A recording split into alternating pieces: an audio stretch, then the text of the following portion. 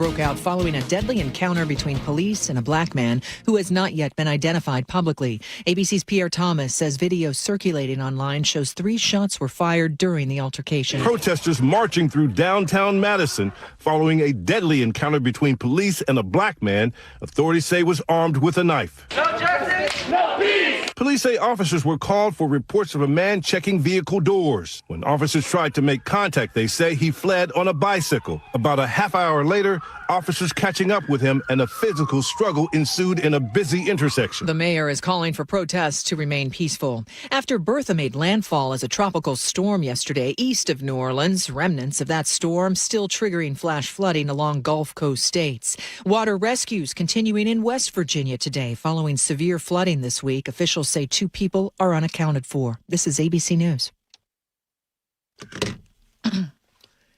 In a series of measures passed in the House yesterday, lawmakers approved legislation aimed at preventing members of Congress from trading stocks and corporations. ABC's Stephen Portnoy has more. The bill that's passed the House would essentially impose fines payable to the respective House of Congress for members who buy corporate stocks. The bill would cover their spouses and dependent children, too. This is a popular idea in Congress, but only 13 House Democrats voted for the measure because GOP leaders also included voter ID provisions in the bill. It now moves to the Senate, where Democrats could block it unless those voter ID provisions are taken out. In Texas, a big shake in a tiny town today. The town of Miami, Texas, population 539, is not on a major fault line, but it's surrounded by oil and natural gas wells. In the past, earthquakes have been associated with the reinjection of the wastewater byproduct of fracking.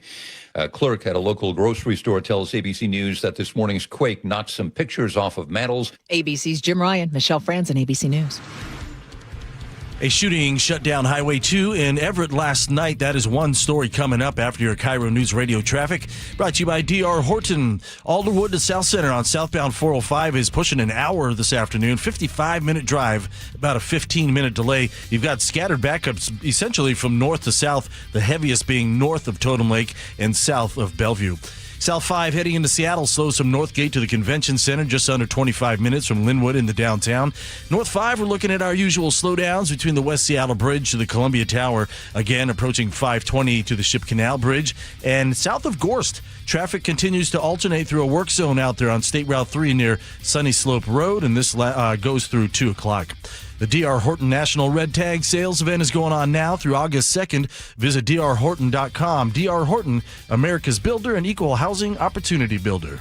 KIRO News Radio 97.3 FM, Northwest News. Now, the latest from KIRO News Radio and mynorthwest.com. Good afternoon. I'm Nate Connors. A fight over lunch money is reshaping Seattle's $1.3 billion education levy. Wednesday, a city council committee voted to delay Mayor Katie Wilson's universal school meals program by a year, redirecting the money to grocery vouchers for low-income students on weekends and school breaks. Council President Joy Hollingsworth says these vouchers will make a big difference for their families. They can purchase milk, a dozen eggs, a loaf of bread, fresh fruit, a bag of rice. They can survive, be able to try to keep surviving and fill that gap. Mayor Wilson says she's disappointed in the delay, but says she is proud that the city has committed to universal school meals in 2027. The full council votes on the levy implementation plan on July 28th. A road rage shooting shut down Highway 2 in Everett last night. Washington State Patrol says 2 vehicles were traveling eastbound when an altercation led the driver of one vehicle to fire a gun at the other twice before driving away. The victim, a 38-year-old from Oregon, was not injured. The suspect has not been identified, and the investigation is ongoing. A baseball bat attack caught on camera has landed a Burien man behind bars. Deputies say Andy Dimitrov pulled a metal bat from under his jacket and struck his neighbor. You want me to go jail? Deputies say Dimitrov drove away with his father, then threw the bat out of the car window. They say he called 911 3 times, admitting to the bat attack and threatening to burn City Hall. They found him quite a ways away at a bar where he'd already assaulted someone else. When police showed up, investigators say he was tased, then arrested. That's KIRO 7 TV's Jack Bilyeu reporting. Well, the search continues for Brita, a 350-pound missing pig from her home on Vashon Island. Owner Julia Carlson tells the Jake and Spike show on KIRO News Radio, whoever took Brita most likely knew her. It was either somebody who knew her well enough to be like, come on, Brita, come on, I have treats for you. Or it was a crew of a bunch of big dudes. Carlson says there have been several unconfirmed sightings of Brita. The King County Sheriff's Office says the investigation involves an ongoing dispute between Carlson and a neighbor. And now your KIRO News Radio weather. Cloudy turning partly sunny later this afternoon. We'll drop to a high around 79 today. Nice break from yesterday. Mostly sunny and 85 tomorrow. Then our updated weekend forecast calls for a mix of clouds, sunshine, isolated showers, highs in the mid-70s. Cloudy and 68 in downtown Seattle. I'm Nate Connors, KIRO News Radio. Your best source for local news, serving Western Washington and the world with the KIRO News Radio app. Always streaming live on your smart speakers. You're listening to KIRO News Radio, Northwest News. And now, it's time for the Jake and Spike Show on KIRO News Radio. With your hosts, Jake Skorheim and Spike O'Neill. Welcome to the show. Happy Thursday to everybody out there. I hope you guys are having a fantastic day. Jake Skorheim here sitting alongside Spike O'Neill. Hi, you handsome. Woo! Hi, you handsome. That's a nice way to greet someone. Well, I got to call it like I see it. Looks good. We're both wearing button-up shirts today. Right. Isn't that nice? If you're not watching the YouTube channel, you're not even getting half the story. Both dressed up. Holy cow. It's nice. We both have short sleeves. Oh, it's summer, buddy. It's nice that the weather's cooled down a little bit. I was sweating like a pig yesterday, and we have some pig updates. That's how you do it, people. That's a professional tease. That is how you do it right there. It was so nice to wake up today. I feel it was 20 degrees cooler. Felt so great. Oh. Yeah, it was wonderful. All right. We have a lot of stuff to get to. This is a tease ahead to 12:30 real quick, because if you guys were not listening to the show yesterday, number one, shame on you. And number two, you missed a phenomenal interview at 2 o'clock that we did with a local woman whose name is Julia, who returned recently with her family after visiting the Strawberry Festival on Vashon Island to find her 350-pound pig. It's technically a hog, by the way, but 350-pound family member. Pet. Was no longer in her pen. And so she put out the word and she said, neighbors, I need help finding this pig. But the problem is she suspects one of her neighbors of stealing her pig. And you guys think we're joking here, but this is embroiling the Vashon Island community right now. Everybody's talking about this pig. And this is a great thing about the job that we do, is that we can get into the minutiae on stories like this that maybe aren't national attention. Everybody in the world wants to talk about Jimothy, but we want to talk about pigs for a second, which we will at 12:30. We're going to actually start with Jimothy here in just a second. Sure. But we have audio cuts from the story. We're trying to get some updates on the story as well, because she made a lot of allegations, which we'll actually play some of these clips from our interview to you at 12:30. She pulls no punches on who she thinks is responsible. And when you think about an island the size of Vashon Island, and you think about how small that community is, it's a very interesting time out on the island right now. And we're getting a lot of tips from other people who are like, I assume our neighbors or people who live nearby who want to remain anonymous, and they're sending us messages. They're like, there's more to this story. You guys got to dig in. We've had contact with local Vashon We've talked to law local enforcement. law enforcement. Yep, we spoke to a detective who's working this particular case. So we're on top of Love all these updates. We're on top of this pig. The mission, the underlying mission, we got to keep our eye on the prize here. We got to find the pig. Got to find Brita. Obviously. Brita, and get her home. The big pig. Yeah, we got to find the big pig. Okay, we'll get all into all that at 12:30. I want to almost jump in right into that, but we can't. We got to wait for that. I know. So you got to come back at 12:30. But we got to start with this. Ballots are out. Have you guys seen the ballots in your inbox, or not the inbox, but your mailbox? Yeah, I got them. You got them at home. You probably haven't filled them out yet. Not yet. You're probably still waiting a little bit. A little bit. Trying to research. Doing your research. I've been busy looking for a missing pig. To be completely fair. Yeah, we're doing the Lord's work. And ordering all my Jimothy swag online. Well, that's a perfect segue, because our buddy Travis Couture, state legislator, he actually posted this ballot. I assume is this his ballot? Did he do? No, this is not. Somebody posted this picture and then he responded to it, which is funny. This will be an election that services this particular district. Okay.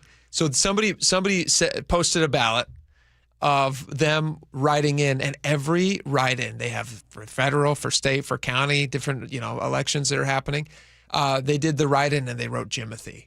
And Travis responded. He says, "I would laugh myself to absolute death if Jimothy the raccoon beat Pramila Jayapal in her race," which leads to the level of fame that Jimothy the raccoon is getting is, unfortunately, we've seen it before, and we've seen where this path leads. We like to put them up on a pedestal until we knock them off. Sure, you bet we do. Yeah, we don't know anything about him.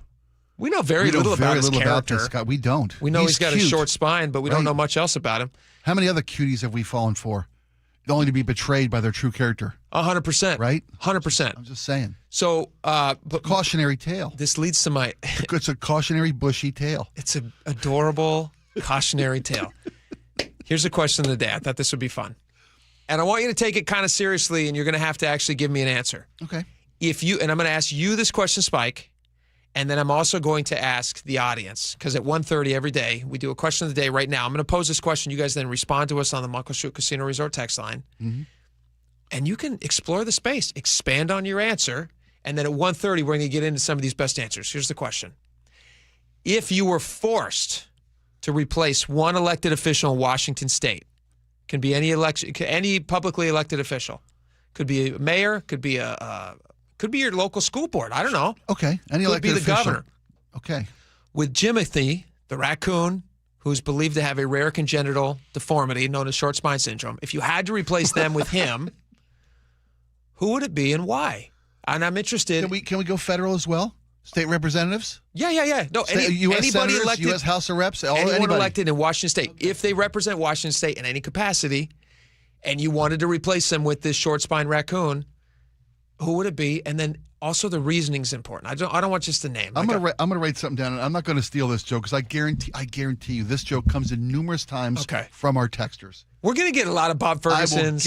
I will guarantee you not just. But that's kind of like yeah. For when you said, tell us why.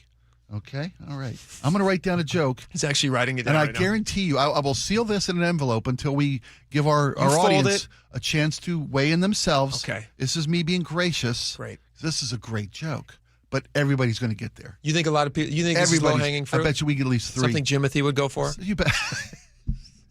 See how it happens, folks. Okay, so that's the question of the day. If you had to replace one elected official in Washington with Jimothy the raccoon, who would it be and why? That's very important. And that's going to be your opportunity to also basically you're making an assessment of these public officials and you can express yourself in a way we get to express every day. Like Bob Ferguson does a lot of stupid stuff. We get to jump on here and be like, gah.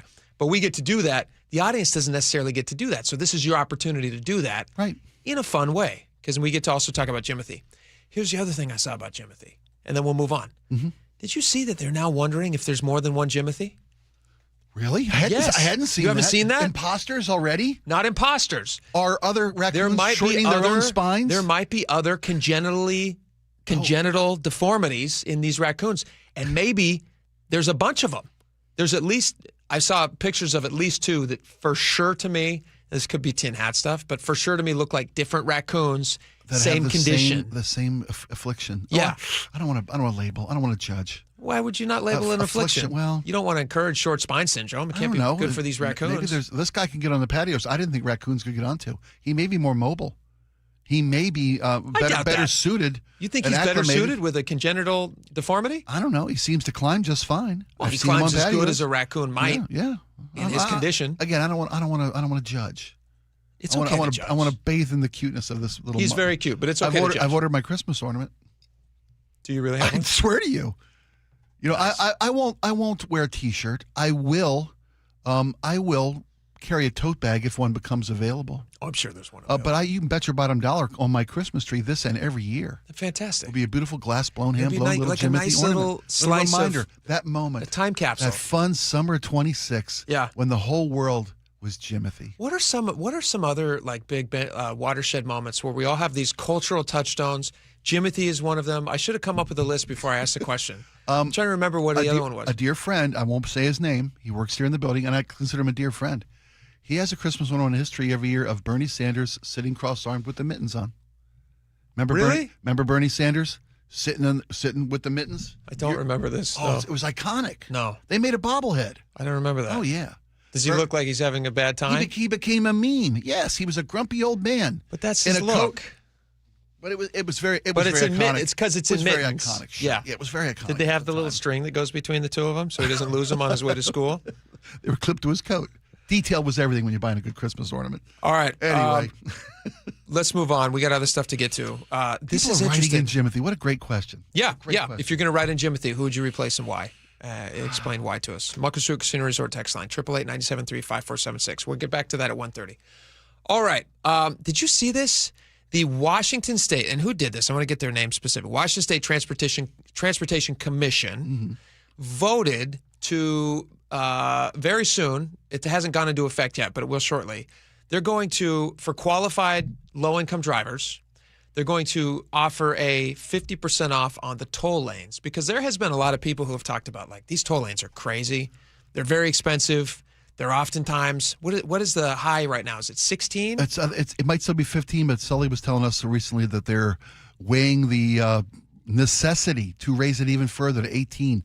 At some stretches of the roadway proposed and down in the South Center corridor, 405, that you may see $15 in multiple places, multiple sections of that road where a trip south in rush hour commutes could be $45 one way. That's one way. For one way, because you had a $15 stretch here, another $15 stretch there, another $15 stretch there, as you travel that far down these expressways. And you're talking about, traffic is bad every day. It's bad every single day. And and one of the big things, we talked about this, ad nauseum on the show, but when they were first pitching the toll lanes and telling everybody that it would be such a great revenue generator and it's going to help ease the flow of traffic and yada, yada, all the promises, they said, we're never going to get to that top number. It's going to be so rare, a couple times a year maybe. And then they said, we've got to pick an arbitrary number, so we'll put a 10 in there. And they were like, but don't worry, you're rarely going to ever see that. First day it hits, second day it hits, every day. And then they're like, we got to raise the prices. Boy, we underestimated your ability to withstand taxation. So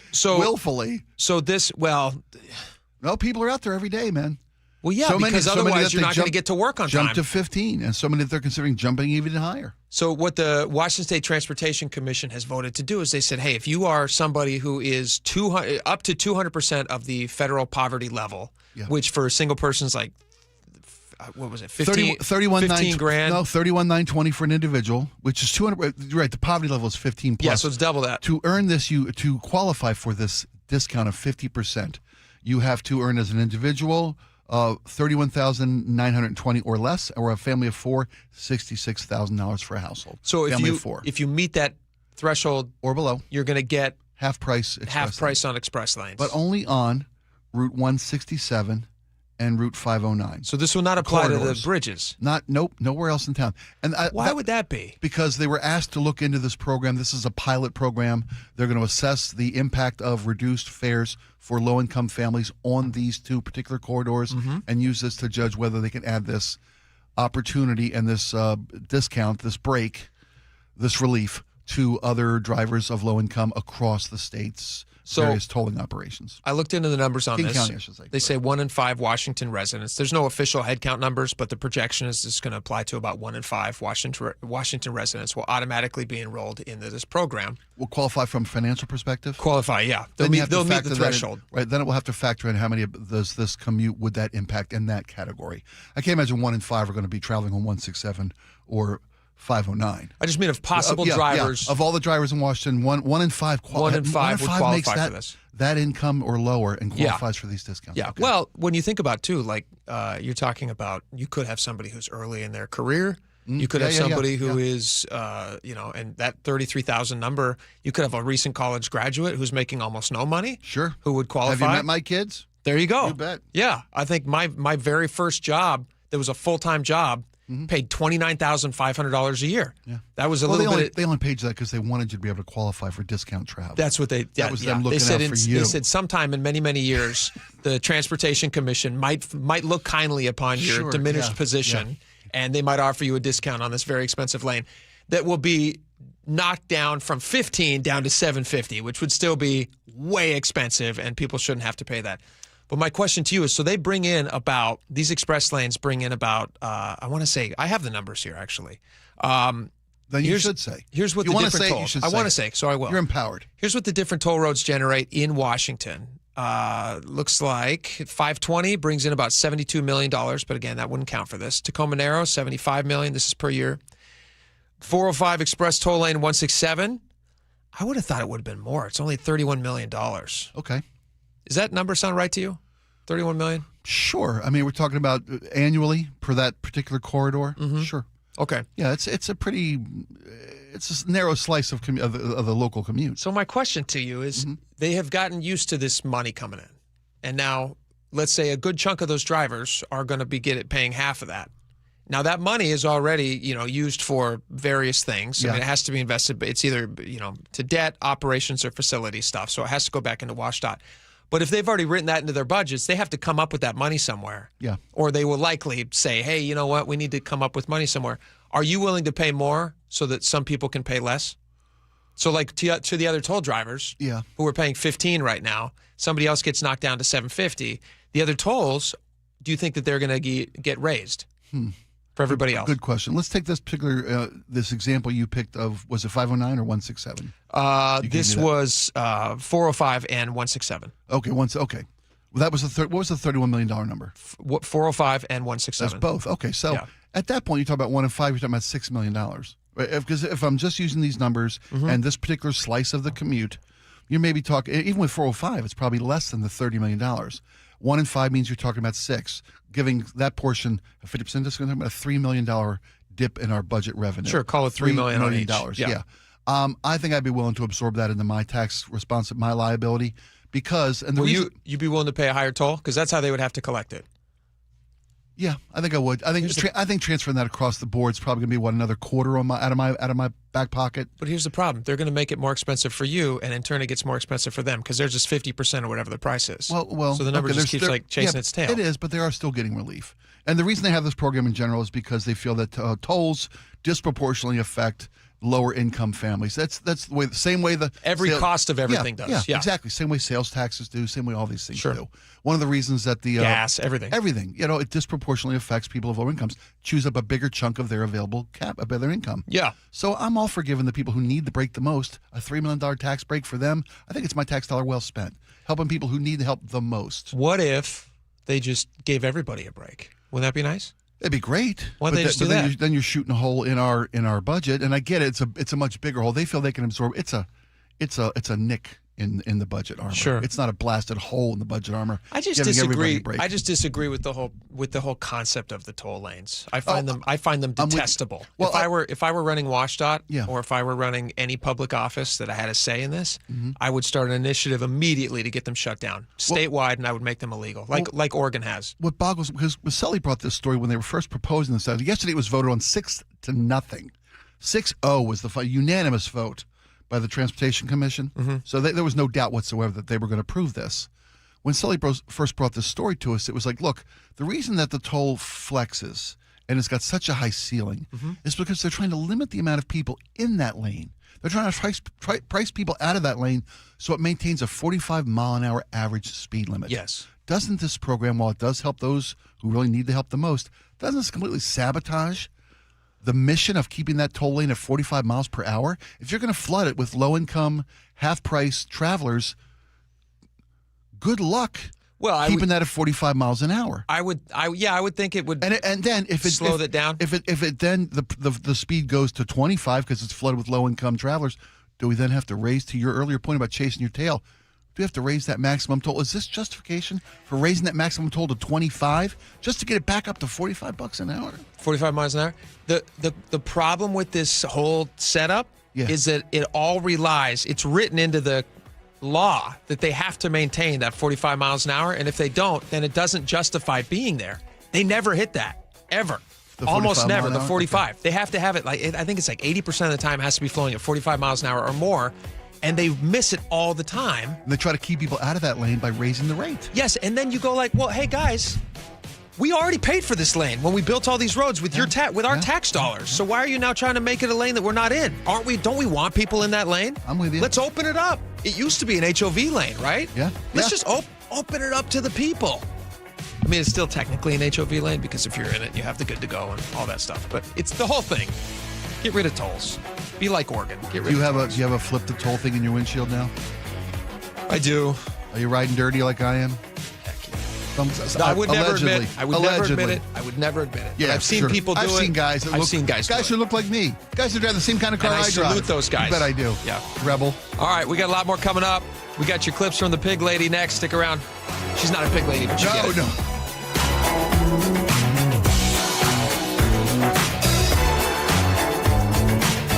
This hour is brought to you by Sunset Auto Family.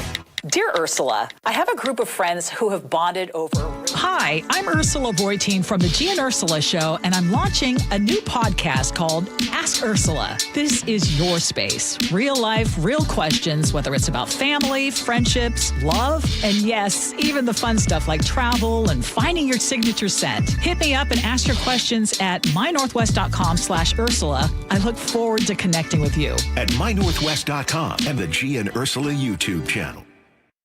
Hey, Jake Skorheim here, and I have a message for you, specifically plumbers, roofers, electricians, contractors, landscapers, delivery drivers listening to us right now. We can't do any of this without you. And like you, Sunset means business, literally. Sunset Auto Family carries full commercial vehicle lines from both Chevrolet and Ford. But here's what separates them from everybody else. Commercial vehicles qualify for repairs for life. Let that sink in. Commercial trucks, routinely, they're racking up 100,000, 200,000, even 300,000 miles. Any qualifying repair over $250 is guaranteed for life, for as long as you own the vehicle. How's that for a business partner? Talk to Lisa at Sunset Chevrolet or Aaron and Chris at Sunset Ford. They'll walk you through everything. Honestly, it's hard to imagine buying a Ford or Chevy commercial vehicle anywhere else when you truly understand what this program means for you and your business's bottom line. Sunset Ford, Sunset Chevrolet, and Sumner, you just get more at Sunset. Like commercial vehicles, protected for life, and business owners do like that. Jane is a small business owner. That's right. And tell them what that's like, Jane. Yeah, well, it's like a roller coaster with a lot of ups and downs, and some days things can feel like they're flying off the rails.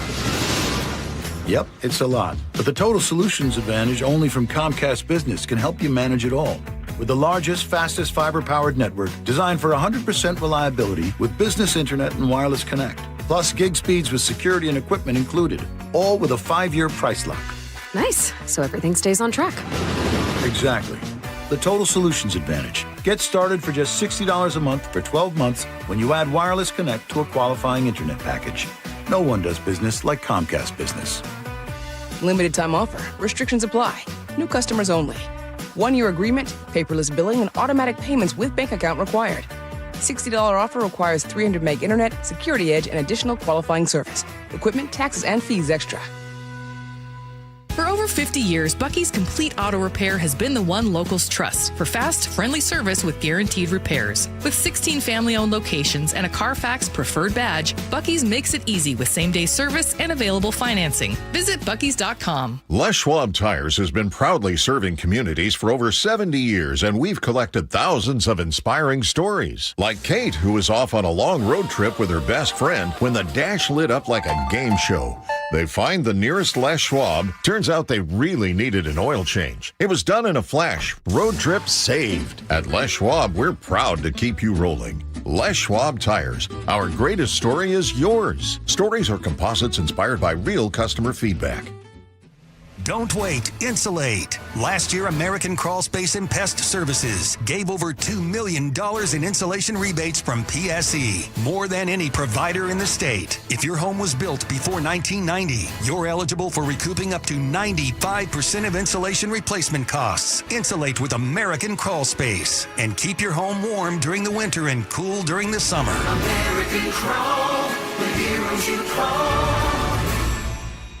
John Curley here. When the AC starts acting up, don't assume you need a whole new system. Home Comfort Alliance, their approach is simple. Repair first, replace only if needed. Their techs diagnose the real problem because a simple fix can often get the cooling back up again and not cost you a full replacement. Need something new? Ask about a heat pump for year-round comfort. That's what we did at the barn. Get real pricing in 60 seconds at homecomfortalliance.com. Call the comfort people. homecomfortalliance.com. Guys, did you know your testosterone affects everything in your system, including how you feel and perform every day?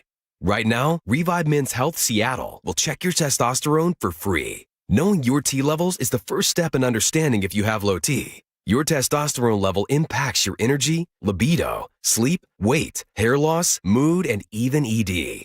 Maintaining an appropriate T level can change your whole life. Most men start to see changes in their hormone levels in their 30s. Experience and results matter. So what are you waiting for? Get your T levels checked today by local, experienced, and trusted men's health experts. They've helped thousands of men since 2011. They're so confident they can help you, they even guarantee it. Call Revive today and schedule your free testosterone test, free exam, and free consultation. Call Revive Men's Health at 206-529-1111. That's 206-529-1111. Or visit revivemenshealth.com. Anthony Hamilton with Tony, live in the Tulalip Amphitheater, Thursday, September 10th.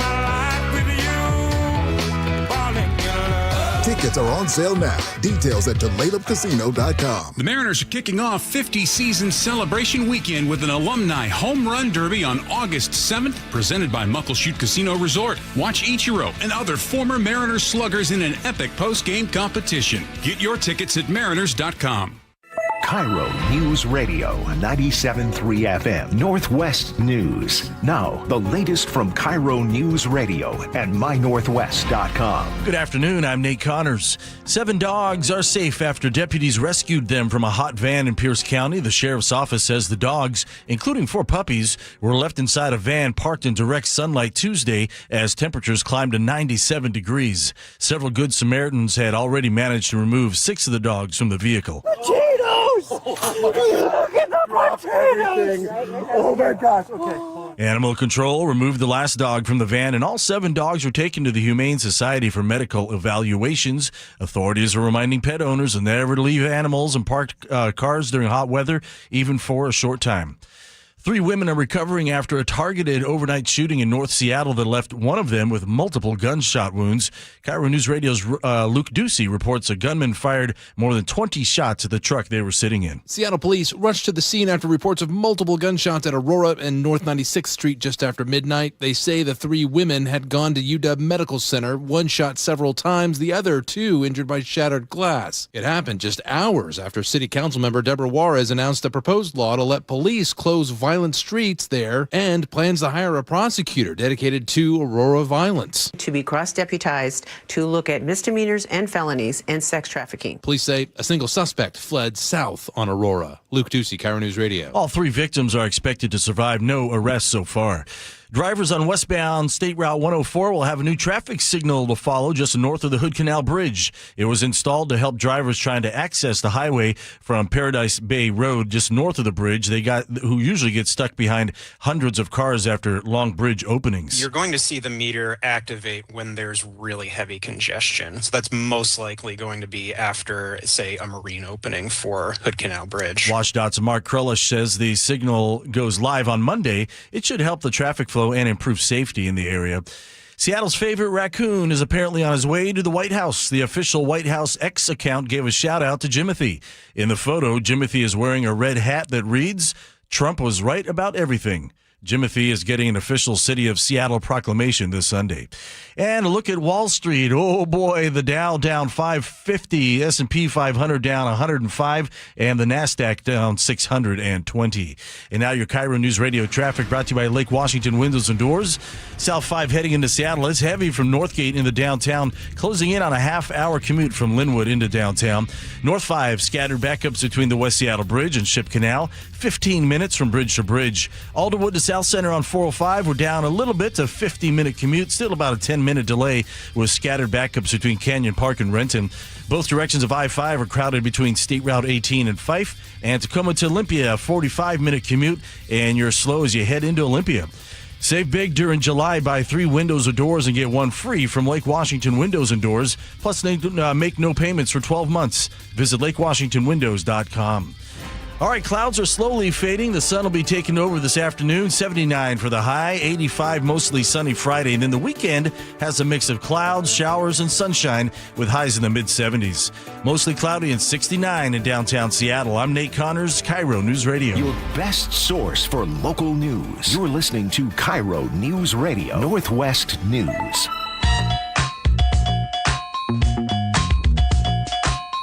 Welcome back to the show.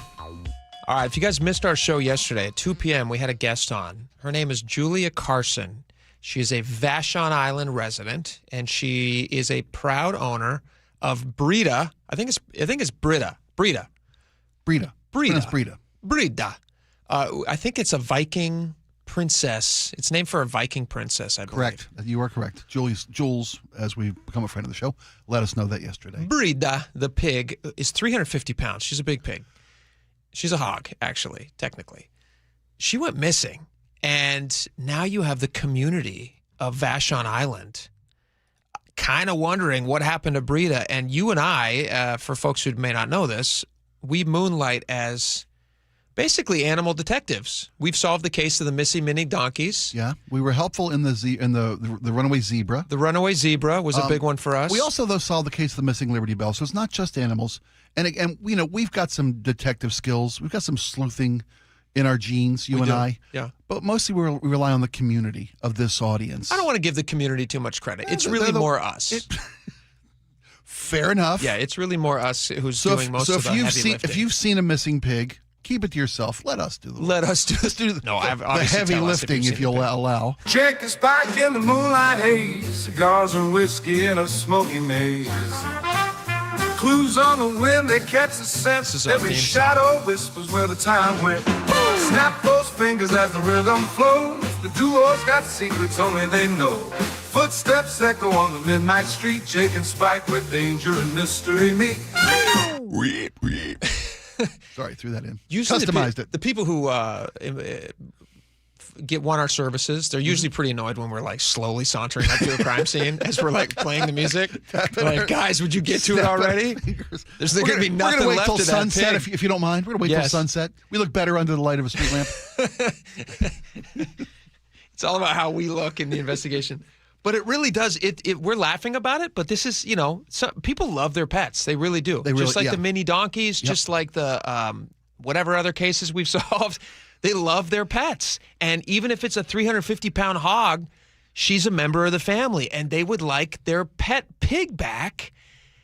The problem is, this is an island. And as we have seen from a lot of TV shows, especially in like the Netherlands, there's a dark part of islands where people don't want to talk about what's really going on. Island life is its own beast. Island life is different than any other communities that you could live in. You keep talking, and while we're doing that, I'm going to play some underscore music for you. Sure, you to bet. Talk about island life. Go for it. Sure. There's a sense of community. There's a closed sense of community. There's a very provincial lifestyle on islands. You know everybody. Everybody knows everybody's business on an island. Oh, boy, do they. And it's funny because when we had Julia on yesterday, and she gave the details of the pig, they came home from the Strawberry Festival, biggest event of the year on Vashon. They found their enclosure not just open and a pig not just missing.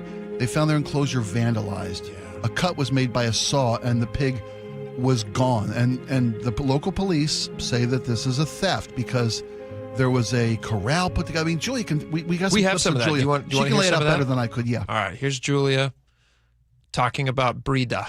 It's a very clear cut. It was very obvious. Yeah, it wasn't a break. It was a cut. It was a cut from a saw. It was a job. And then the chicken coops, right where it was cut, like this is where it was cut and this is where the coops were. So they were taken and thrown upside down, trashed completely.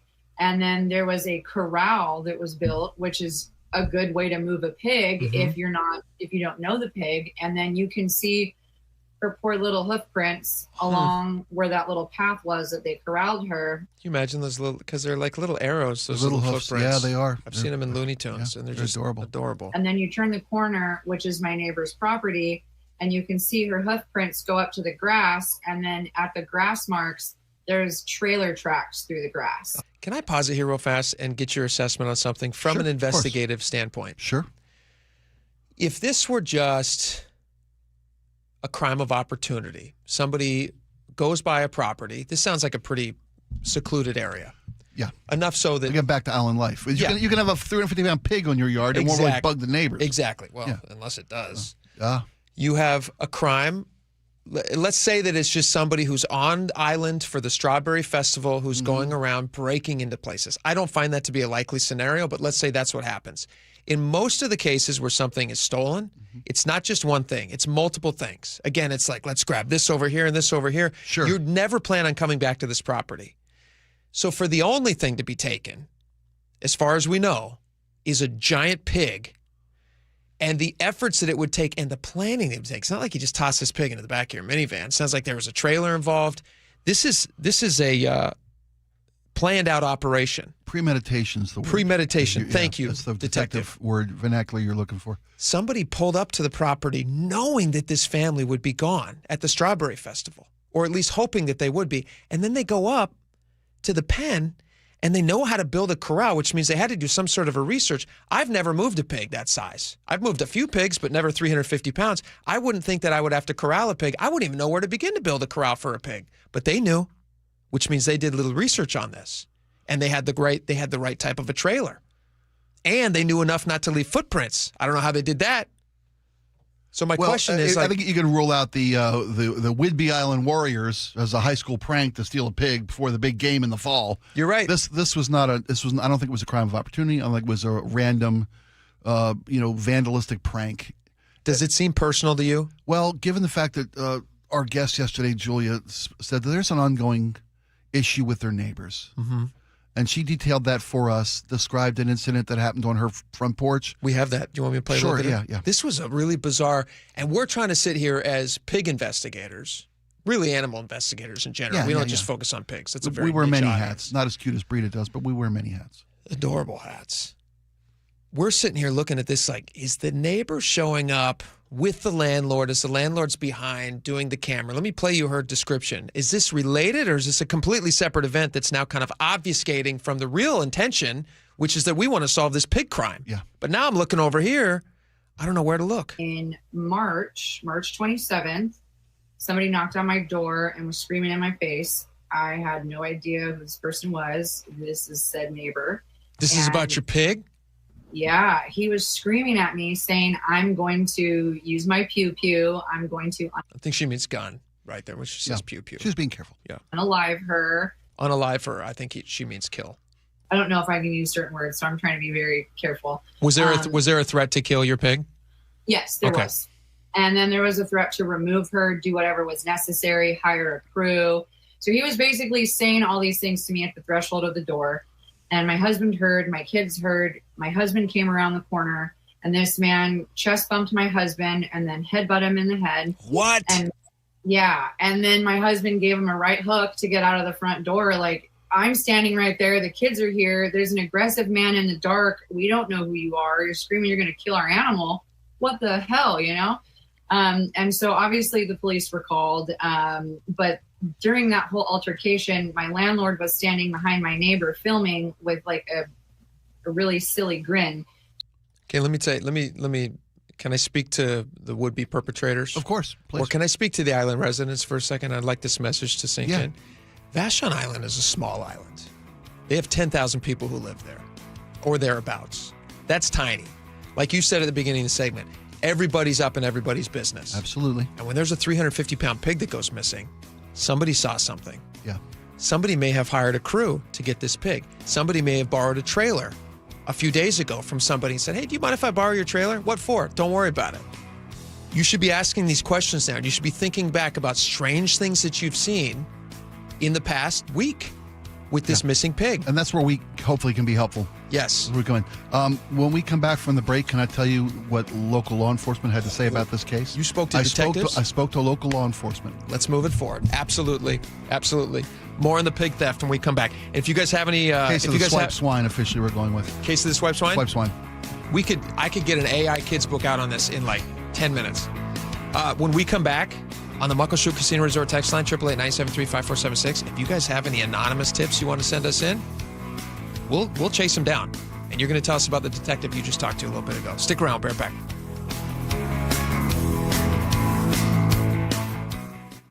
KIRO Newsradio, the first place you turn for the news you trust. State Senator Jamie Peterson drafted one of the state's most progressive taxes to date, the income tax on millionaires. Engaging conversation. We pay teachers the fourth highest of any state in the country. And your Super Bowl champion Seahawks. The Seahawks! They're bringing it home again! Streaming everywhere on the KIRO Newsradio app. Always here, always with you. KIRO Newsradio, 97.3 FM. When it becomes a part of your life day to day, the choice for senior living or memory care could be one of the most important choices you make ever.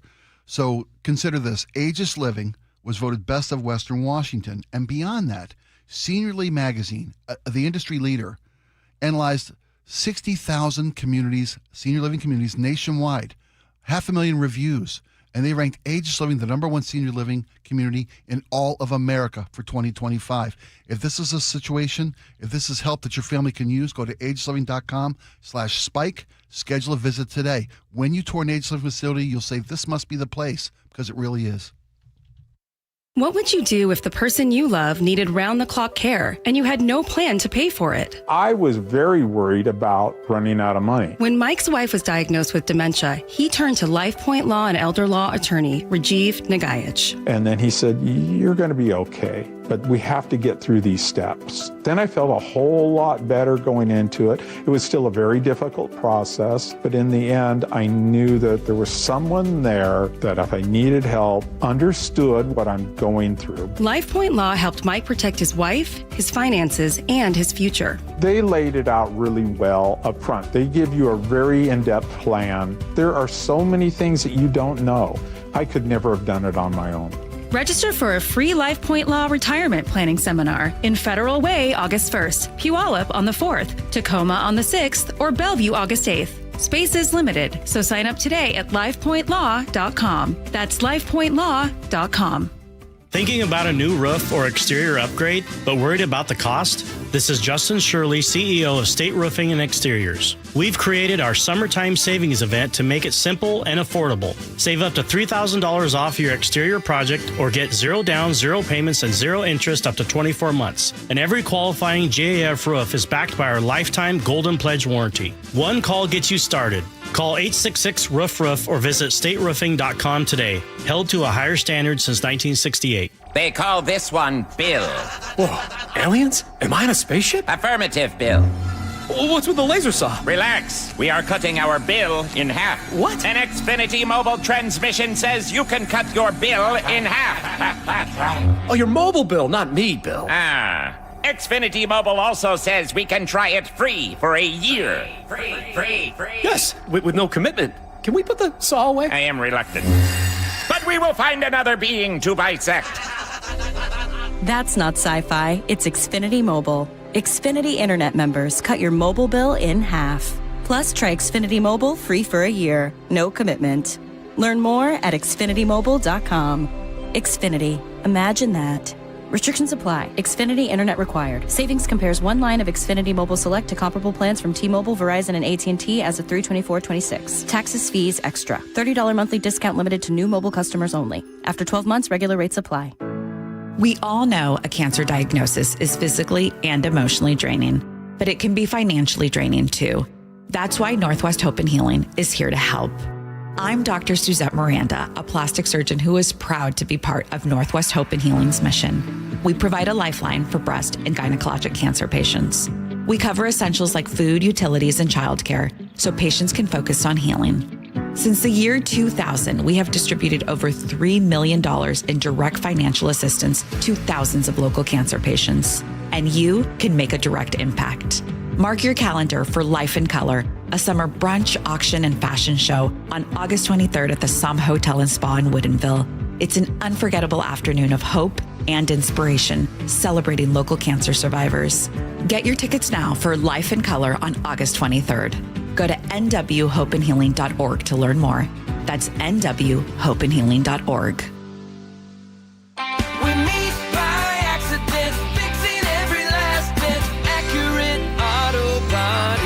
If you've been in an auto accident, you have the right to take your vehicle to any repair facility. Accurate Auto Body has been family owned and operated since 1994, and they work for you, not your insurance company. Your insurance company may not love them, but you will, because We meet by accident, fixing every last bit. Accurate Auto Body. Insulation rebates from PSE are at historic highs. American Crawl Space and Pest Services gave over $3 million in PSE insulation rebates last year, more than any contractor in Washington. Homeowners, business owners, and PSE trust American Crawl Space and Pest Services. Was your home built before 1990? Visit AmericanCrawl.com to see how much you can save on replacing your insulation. American Crawl, the heroes you call.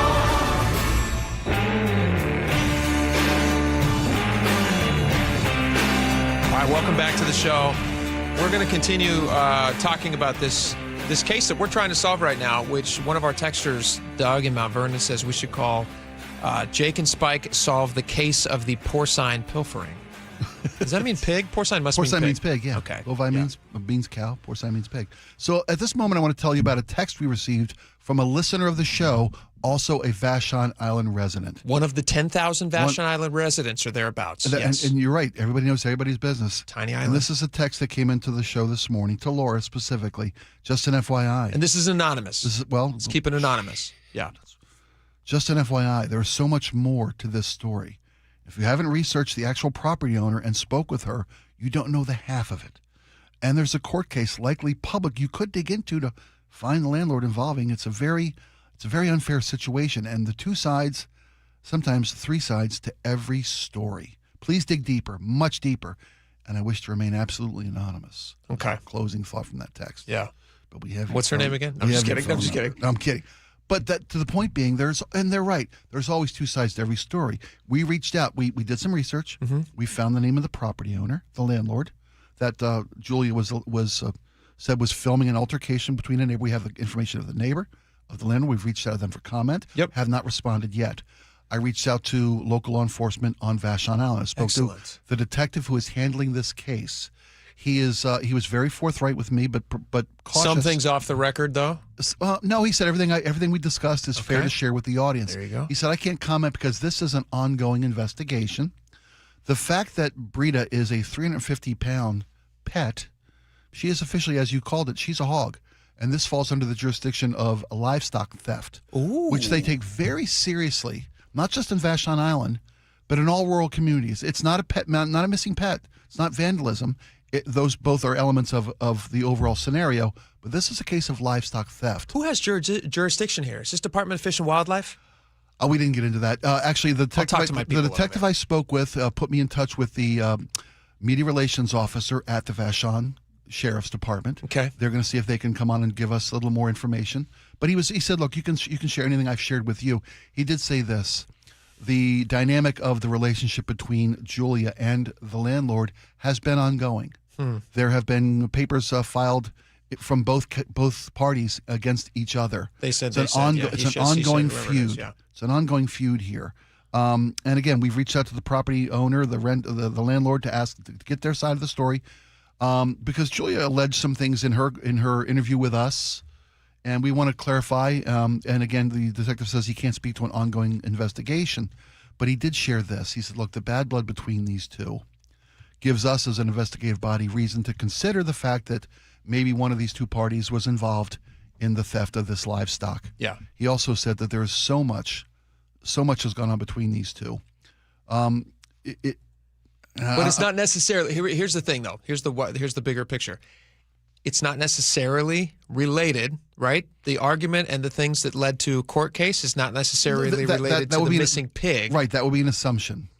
So we still need to find them. Our goal is to find the missing pig. Exactly, and that's what... Because there is, listen, everybody's got stuff. Everybody has a neighbor they may love or may not like so much. But we can't let that distract us from our mission. Just like Ace Ventura just goes in there and he is dialed in. That's I'm going to find that missing animal. And here's what the detective, I'll close with this. He said, look, if we were able to find this missing pig, it may not be enough to mend the fences between these two parties. I'll leave it at that. They should build bigger fences. This pig is missing. But to your point, we're not here to mend fences. We're here to find this pet. Yeah, and if we have to kick a couple fences down to do it, we'll do that. We're willing to do it. Because this pet, this lovely creature, pigs are very intelligent creatures.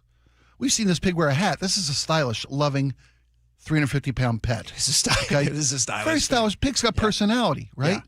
Yeah. We don't want this pig to be collateral damage between this disagreement, whatever nature it's brought it up, between this landlord and this tenant. We are not going to rest until we find this pig. Literally, we probably will do a little bit of resting. We probably better if we slept. We probably will sleep a few times. Yeah. Hopefully this pig is found. What would be great is if this pig is found in the next 2 hours and we will literally not have rested. There you go. But we didn't rest. But we're going to stay on the story. Yeah, we are. We're getting a ton of text messages in from people around Vashon Island. I'm not kidding. Not just clever names. I just got a text message from somebody from the Washington State Ferry System who says, "Hey, I'm going to get back to you shortly with some camera footage." I mean, there's a lot of ways that we could find. That's what I'm saying. We've got to. Because how do you move a 350-pound sow? We've got eyes and ears. Yes. In our audience, that can be helpful. Everywhere.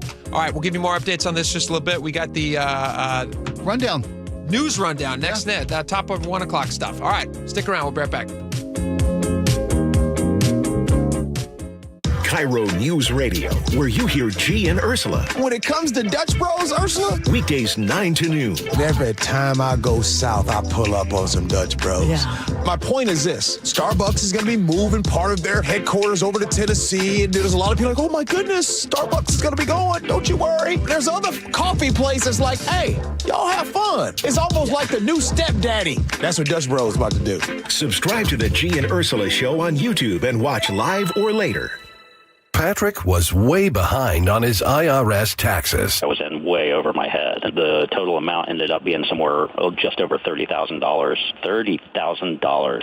Then the IRS came to collect. Started getting letter after letter. A lien had been filed against me. They were going to basically hang me completely out to dry. He had to do something. That's when I reached out to Optima Tax Relief. Patrick's life quickly got a lot easier. It was very easy. Pretty much hands off, They picked up the ball and ran with it. And how'd it go? I couldn't believe it. I had to ask 2 or 3 times. I saved an incredible amount of money. How does Patrick feel about Optima? Couldn't be happier. They definitely helped me. Optima Tax Relief, the best place to call. They're the best in the business. Do what Patrick did and call Optima Tax Relief for a free consultation. Call 800-343-6460. 800-343-6460. 800-343-6460. Optima Tax Relief. Testimonial from an actual client. Some restrictions apply. For complete details, please visit OptimaTaxRelief.com. How would you like to invest in the Seattle real estate market, one of the hottest and most stable regions in the country, and achieve a great rate of return on your investment without the effort of sourcing a deal, the expense and time of building permits, or all the hassles that come with being a landlord? Hi, I'm Scott Rirucka, CEO of Legacy Group Capital in Bellevue. Legacy Group Capital develops local real estate, lends money, and shares the profits with our investors. Diversify with Legacy Group Capital. Invest into our Northwest Fund, which is currently delivering 9% on a fixed rate term. It's our flagship fund for 19 years with 0 investor losses. And yes, we do accept IRAs. Find out why 1,300 local investors have invested over $350 million. Invest in the stability and ease of Legacy Group Capital's Northwest Fund. Legacy Group Capital at legacyg.com. This is not investment advice. Investments available to accredited investors only. Details at legacyg.com. All right, I'm talking with Phil Mitchell, who is a new buddy, and he's also an advertiser on the show. Phil, I'm really interested in people's stories. You have a pretty amazing background. You own Sunset Auto Family. You employ a lot of people. You do great business in the community, but you started at the bottom. Tell me a little bit about that. Jake, I started in the car business as a lot attendant, basically washing cars with a hose and soap and water, and just happened to, be in the right position at the right time, started selling cars and did pretty good at that and became a sales manager. And I've had a lot of great mentors that have helped me and guided me. And so now it's my turn to be a mentor and try to do the same thing for somebody else. That's fantastic. How many years have you been in this business now? I've been in a long time, so I know every inch. I've done just about every job you can do in it. It's a family business. My son's in the business. He runs one of the stores. Well, let me tell you what. I got 4 sons. One of them is looking for a job in about 4 years. Bring him down, buddy. I'm going to send him to the Sunset Auto Family. I got a hose and bucket. Let's go. I love it. Go see him at Sunset Kia in Auburn, Sunset Ford, and Sunset Chevrolet in Sumner. You just get more at Sunset, and people do like that. I like it hot. Beg your pardon? Can you make it hot for me, Dan? I think so. Half heated ain't hot enough. No. That's why I called you. Apollo Plumbing. Yeah, my sorry old water heater. Oh. Ain't getting me the hots anymore. You want hot water. That's what I said. That's what we do at Apollo Plumbing. And you're ready? Right now. When can you? How about today? Same day? We'll have you in hot water tonight. Clever. How about an upgrade? A tankless airless water heater would mean endless hot water. Now you're cooking. That's just for starters. Starters? How about we make it a worry-free water heater? Worry-free? Frenchie's worry-free warranty. Which covers? Repair, service, all included. And when it wears out? Apollo replaces it. No extra charge? Nothing. Nil? Nada. As an Apollo A-list member, you're covered. And payments? To fit your budget, with approved credit, of course. And I'm hot again. Worry-free. That's for me. We're on our way. Thanks for making it hot. We're ApolloPlumbing.com. A riddle brought to you by Progressive Insurance. What do your home and auto have in common? Progressive protects them both. It was an easy riddle. Learn more at Progressive.com. Your best source for local news. KIRO News Radio. KIRO FM and HD1. Tacoma, Seattle. Northwest News. ABC News, I'm Michelle Franzen. Another day of American attacks on Iran, the 12th straight day now. President Trump threatening to strike an Iranian bridge or power plant for every ship targeted by Iran and its proxies in the region. Here's ABC's Karen Wah. Experts say deliberately targeting civilian infrastructure is a potential war crime under international law. And a second vital trade route disrupted. Iran-backed Houthis claiming strikes on 2 Saudi oil tankers in the Red Sea. Regular gas is now averaging $4.06 a gallon. And a barrel for Brent crude now tops $100. In Minnesota, Vance Belter sentenced to 2 life terms plus 40 years in prison for killing Democratic state lawmaker Melissa Hortman and her husband last year at their home, and the attempted murder of another lawmaker and his wife that same day. Belter pleaded guilty last month, taking the death penalty off the table. On Wall Street this hour, stocks sharply lower due to uncertainty in the war and earnings reports. This is ABC News. After Bertha made landfall as a tropical storm yesterday east of New Orleans, the storm is still trolling the coast and triggering flooding. In West Virginia, meantime, water rescues continuing. Following severe flooding earlier this week, officials say 2 people are unaccounted for. We're getting a new look at the safety of those self-driving robo-taxis from Waymo. A new study from the Insurance Institute for Highway Safety finds Waymos are involved in nearly 70% fewer crashes compared to human drivers. Researchers noted that Waymos are especially adept at avoiding rear-end crashes, reporting the cars did so at a 91% lower rate than human drivers. The IIHS examined the Google-owned company's operations in San Francisco, Phoenix, Los Angeles, and Austin. Waymo says so far it's served more than 20 million autonomous rides. Mike Dubusky, ABC News. Singer David is facing murder charges. That's day 3 of the preliminary hearing for David Burke. Michelle Franzen, ABC News. A Mariners coach was let go today. Details coming up. First, the check on your traffic brought to you by your Seattle Mariners. If you're heading into Seattle, Linwood to Seattle is going to take you a half hour. South 5, we're heavy from Northgate into downtown. North 5, we're still seeing scattered backups between the West Seattle Bridge and Ship Canal Bridge. About 15 minutes to get you through all this. South 405, you're crowded through Bellevue. North 405 slows through the Renton S curves. And Tacoma to Olympia, we're up to a 50-minute commute. It's slow between Lacey and Olympia starting near Cabela's. Everywhere else is looking pretty good. Don't miss the biggest event of the year at T-Mobile Park, 50 Season Celebration Night on August 8th, presented by Daktronics. Get your tickets at mariners.com. KIRO News Radio, 97.3 FM, Northwest News. Now, the latest from KIRO News Radio and mynorthwest.com. Good afternoon. I'm Nate Connors. The Seattle Fire Department wants to start using drones. The department is proposing adding up to 3 drones to its fleet of emergency response apparatus. They'd be used when having an aerial view would make things safer for firefighters, paramedics, and residents. They could be used for building and brush fires, water and technical rescues, hazmat responses, and mass casualty incidents. They would only provide a live stream of an incident to fire personnel, which wouldn't be recorded, and no one outside the department would be allowed to view it. The fire department says if that technology had been in place last year, they would have used it about 2,600 times. For perspective, they were dispatched to more than 108,000 incidents in 2025. Frank Lenzi, KIRO News Radio. The Seattle Fire Department will hold a Zoom meeting to discuss the proposal tomorrow at 11 a.m. We'll be posting a link with that story at mynorthwest.com. Well, some relief near the Kaiser Canyon fire on the Colville Reservation. The Colville tribe lowered some evacuation orders yesterday and reopened part of Rebecca Lake Road. But the fire is still massive, 79,000 acres and only 3% contained. A couple other fires are also burning. The Maudrite fire in Ferry County has scorched 8,800 acres with level 3 go now evacuations in effect. And the Border 2 fire near the Canadian border has burned about 300 acres, spreading into Canada and Okanagan-Wenatchee National Forest. Firefighters are battling all three with more hot, dry weather on the way. Another record Washington taxpayers probably aren't thrilled about. The state shelled out nearly $614 million on lawsuit settlements and legal costs in the fiscal year that ended last month, according to the Seattle Times. That's driven largely by an explosion of foster care abuse and neglect claims. Settlement payouts alone topped $537 million, and the state spent another $76 million on legal defense. Washington is self-insured, so all that money comes straight from the budget. That means fewer dollars for things like schools and health care at a time when the state is already dealing with budget shortfalls. The Mariners have fired assistant hitting coach Bobby Magianis, according to the Seattle Times.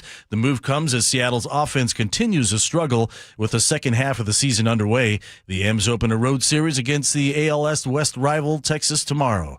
And now check on your KIRO News weather. KIRO, we're slowly making our way to a partly sunny afternoon. High near 79 today, mostly sunny Friday and 85, and then mid-70s through the weekend with a mix of clouds, showers, and sunshine. Partly sunny and 70 right now in downtown Seattle. I'm Nate Connors, KIRO News Radio.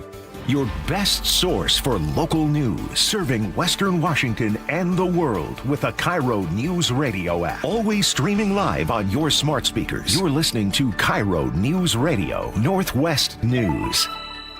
And now, it's time for the Jake and Spike Show on KIRO News Radio with your hosts, Jake Skorheim and Spike O'Neill. Welcome back to the show. Thank you guys so much for hanging out with us. 1 hour down, 2 hours to go. Lots of great stuff to get to. In this segment, we call this the 1 o'clock rundown. This is top stories coast to coast, which we will dive into in just a second. But it's a quick reminder that we also have the question of the day at 1:30. A lot of great responses so far. If you had to write Jimothy the Raccoon in for some local politician, could be anything that's elected in our state, who would it be and why? It seems like a silly question, but there's ballots out there right now, and people are filling in Jimothy. Well, let me say this, and we're not saying you think Jimothy could do a better job legislatively. You may be saying. I am saying that, yes. Oftentimes, it's been a kind of an American historical treasure that people protest with their vote. With their write-ins. When they wrote in Mickey Mouse for president in 1972, it was a statement about the candidates involved. Whether it was President Nixon or I believe it was McGovern in 72, but I could be wrong. Sure. It's a statement. So if you want to, who would you, I'd rather see a short-spined raccoon in than this chucklehead. Let us know who it is and why. Yeah, there's a lot of people out there who are seriously considering, would Jimothy the Raccoon or Katie Wilson run the city of Seattle more effectively? And I'll tell you what. If you look at what's happening to Katie Wilson's staff, they would probably tell you Jimothy the Raccoon, but I don't know that. I bet Jimothy wouldn't chase major employers out of the state, out of the city. Probably not. I bet they wouldn't insult a traditional core, iconic Seattle brand. Nope, not at all. Jimothy wouldn't stand in front of a Starbucks and wave goodbye with his little paw. No, he'd be behind the shop in the trash can. That's right. Leading from behind. Eating up everything he could. Anyway, he'd be grateful that they were there. He'd be happy, and he'd be, you know what? I bet you get the streets clean too. There you go. All right, so at 1:30, we're going to give all of your recommendations to that very important topic. And then at on their last segment of this hour, we're going to have our feeding time, which is where we check our feeds. And I have for you, Spike. I haven't told you this. I'm going to surprise you with this. Yeah. I have one of the best. Sometimes the feeds depress you, and other times the feeds are trying to lift your spirits and just make you have a great day. Yeah. I'm going to introduce you to a kid who has shown up in my feeds who has an unbelievable talent. Oh, I love this. And it's related to NFL stuff. Okay. And I'll play you this at 149. Great. So don't miss it. You're going to love it. That's one of the purposes of feeding time is that what we see on our phones sometimes dictates how we see the world. Yeah, we don't get enough outside the bubble, our own little bubbles. And these stupid algorithms are chasing us around trying to tell us what to think. There's money and misery. And but this one I like. This is a good one. Glad to hear it. All right. Top of the 1 o'clock rundown. Everybody's talking about continued escalations of what's happening in Iran, the Iran war. Yeah. This was what? This is Houthi. Is it Houthi or Houthi? Houthi terrorists. Houthi rebels are a Iranian-sponsored militia faction. Terrorist group. Terrorist group. Yeah, no other word for them. In Yemen. So when the Strait of Hormuz was reclosed a week ago because of an escalation between the U.S. and Iran and the Memorandum of Understanding, the MOU was basically shredded. Saudi Arabia, one of the world's leading oil producers, started moving their oil through a pipeline to the Red Sea and then through the Bab al-Mandeb Strait, which I hope I didn't butcher that too badly. No, you got it right. It's beautiful this time of year. So Houthi rebels have now closed off that port, that pathway for oil shipping. And they closed it off how? They attacked two Saudi tankers. Yeah. Iranian-backed Houthi rebels have attacked Saudi tankers. And now forcing the oil markets to lose the two major shipping avenues for 20% of the world's oil production and transportation. I say that to say this: oil's over $100 a barrel again. Okay, and the escalation between the U.S. and Iran doesn't seem to be decelerating anytime soon. You're going to be getting a long, heavy, hot, expensive summer at the pump unless changes are made. Unless they can figure out how to get this, ceasefire back happening and open everything up. There's talks among official channels that they are trying to expand those involved in the talks themselves. It's not just going to be Jared Kushner and I always forget Witkoff. Yeah, there are Republican voices saying perhaps we need to bring experienced negotiators with a historical knowledge of the region in to get these talks back on track, to get back to everybody, including the president, everybody on down, wants to get back to the table and find a peaceful solution to this conflict to ease tension on the global economy. Secretary of State Marco Rubio today, I guess he was saying like, "Hey, that wasn't de-escalating." What comment are you referencing? I'm referencing the one where he says, "Hey, Houthis, you've been smart to stay out of this. Basically, don't be dumb." But when he said it's not an eye for an eye, it's a head for an eye, I heard him make that statement. That's a little inflammatory. A little bit.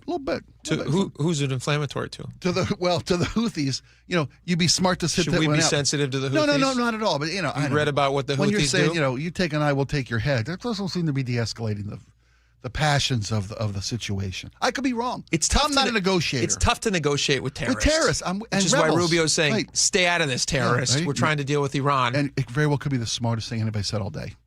Speak to them in a language they can clearly understand. Well, you don't bring chess pieces to a checkers game. You don't do that. It's like you do there is often criticism of the Trump administration and the people who work for the Trump administration where they say like, man, we don't love the way he talks. Doesn't sound very presidential. Or we don't like how, they're speaking plain language.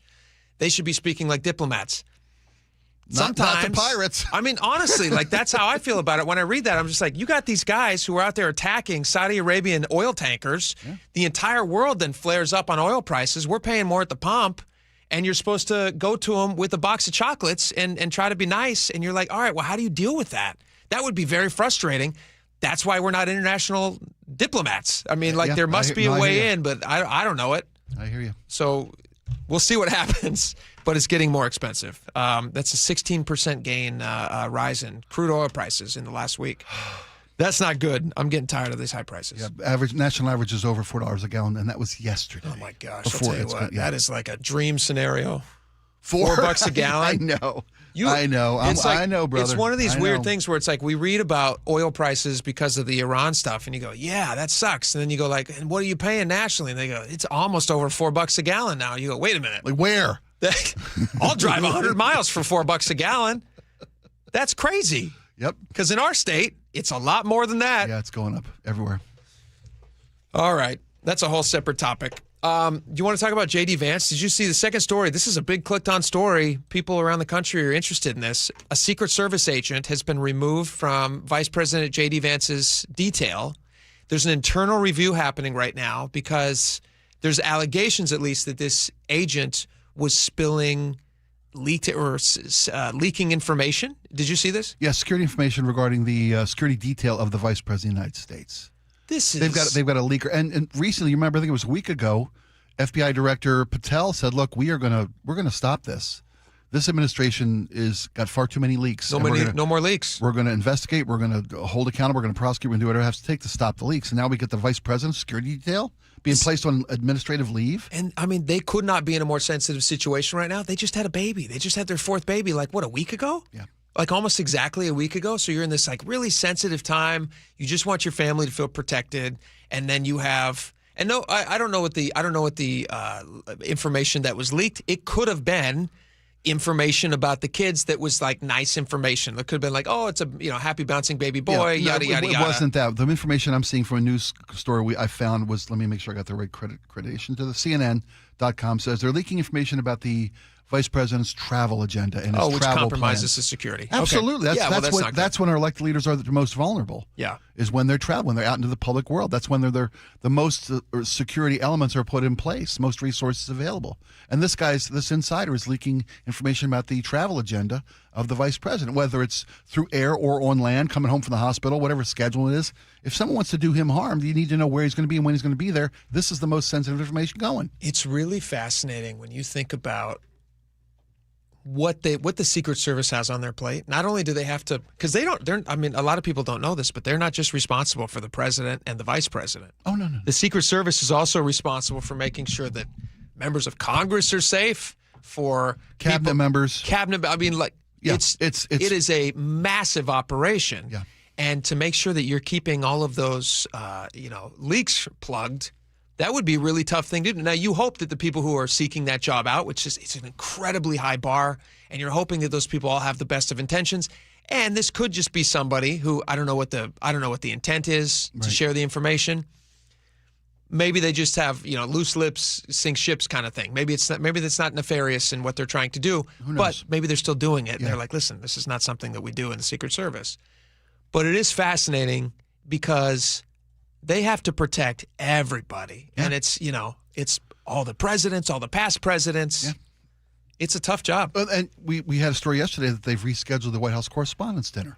Yeah, is that tomorrow night? Tomorrow night. The director of the Secret Service was speaking yesterday, defending the Secret Service's efforts at the previous White House Correspondents' Dinner, where an assassination attempt was made. Yeah. He focused on the fact that a shooter, an armed assailant, was stopped checkpoints, many checkpoints away from actually causing physical harm to one of our elected officials or appointed representatives from our government or their families or the press or anybody. They stopped this guy a floor below and 3 checkpoints away from being able to do anything untowards. Now, this guy checked in a hotel 2 days earlier with a bag full of guns. We should look at that, and they are. That's why the new venue has been chosen, the Waldorf, I believe, in D.C., a much easier perimeter to secure. Secret Service works 24/7, around the clock, like you mentioned, for hundreds, if not thousands, of official representatives of our government. And to have somebody on the inside, it's hard enough. Think about every time they want to go to get a coffee. You have to secure and lock down. Like, it's not like J.D. Vance can just leave. He's like the number 2 guy. Imagine they're doing this for everybody. And the first guy ain't in the best physical health. Yeah, but I don't wish him any, but we got a bucket of chicken away from President Vance. I'm just, But you're just thinking about just what it would be required to, let's say they want to go out in D.C. somewhere. Yeah, and they want to wife. Make a quick stop. Yeah, we got a babysitter. We got maybe a photo opportunity and picking 8 up diapers. Yeah, You got to then go. You got to call ahead to Safeway or where I don't know what they got out on the East Coast. What's a big supermarket out there? Oh, the East Coast. A&P. They want to go to A&P. Yeah. And they got to call up A&P. And they say, hey, we're going to go into A&P. We're going to put a little button on every single person in A&P so that we know where they are. Yeah. We've had ex-presidents come into the studio before, and they do that. They'll do a sweep of everybody. They'll do a background check of everybody. Yep. Then they give you a little button so that they know exactly where you're at. And these are presidents who have not been president for decades. Yeah, they still merit Secret Service protection. It's incredible stuff. All right, this last story is pretty wild to me. This is getting a lot of press. So there is an effort to pass a bill, and I believe that the House did pass this bill. Is that right? The House passed this bill. This bill passed the Stop Insider Trading Act. The Stop Insider Trading Act. Bipartisan support. Can you give the audience just kind of a basic breakdown of what they're attempting to do with this act? It's House Bill H.R. 7008. It's the Stop Insider Trading Act. It is supposed to prohibit elected officials from benefiting on information that they receive through briefings or hearings or whatever mechanism it is, and then using that information to trade in the stock markets or profit from insider information. That's right. In a nutshell. Yeah. The problem is, and it was passed, but with bipartisan vote yesterday, it was the voting numbers. You have the numbers for it? I have the numbers, and technically it's bipartisan, but let me ask you a question about this. Sure. So 231 yeses, which includes the Republicans, 198 noes, which are Democrats. All the no votes were Democratic. Now, if I'm not mistaken, no Republicans voted against this bill. Is that? Can we get the actual vote tally? I believe it. I don't want to misspeak. Yeah, I want to say that this was voted for by Republicans completely, and then 13 Democrats voted with Republicans. Right.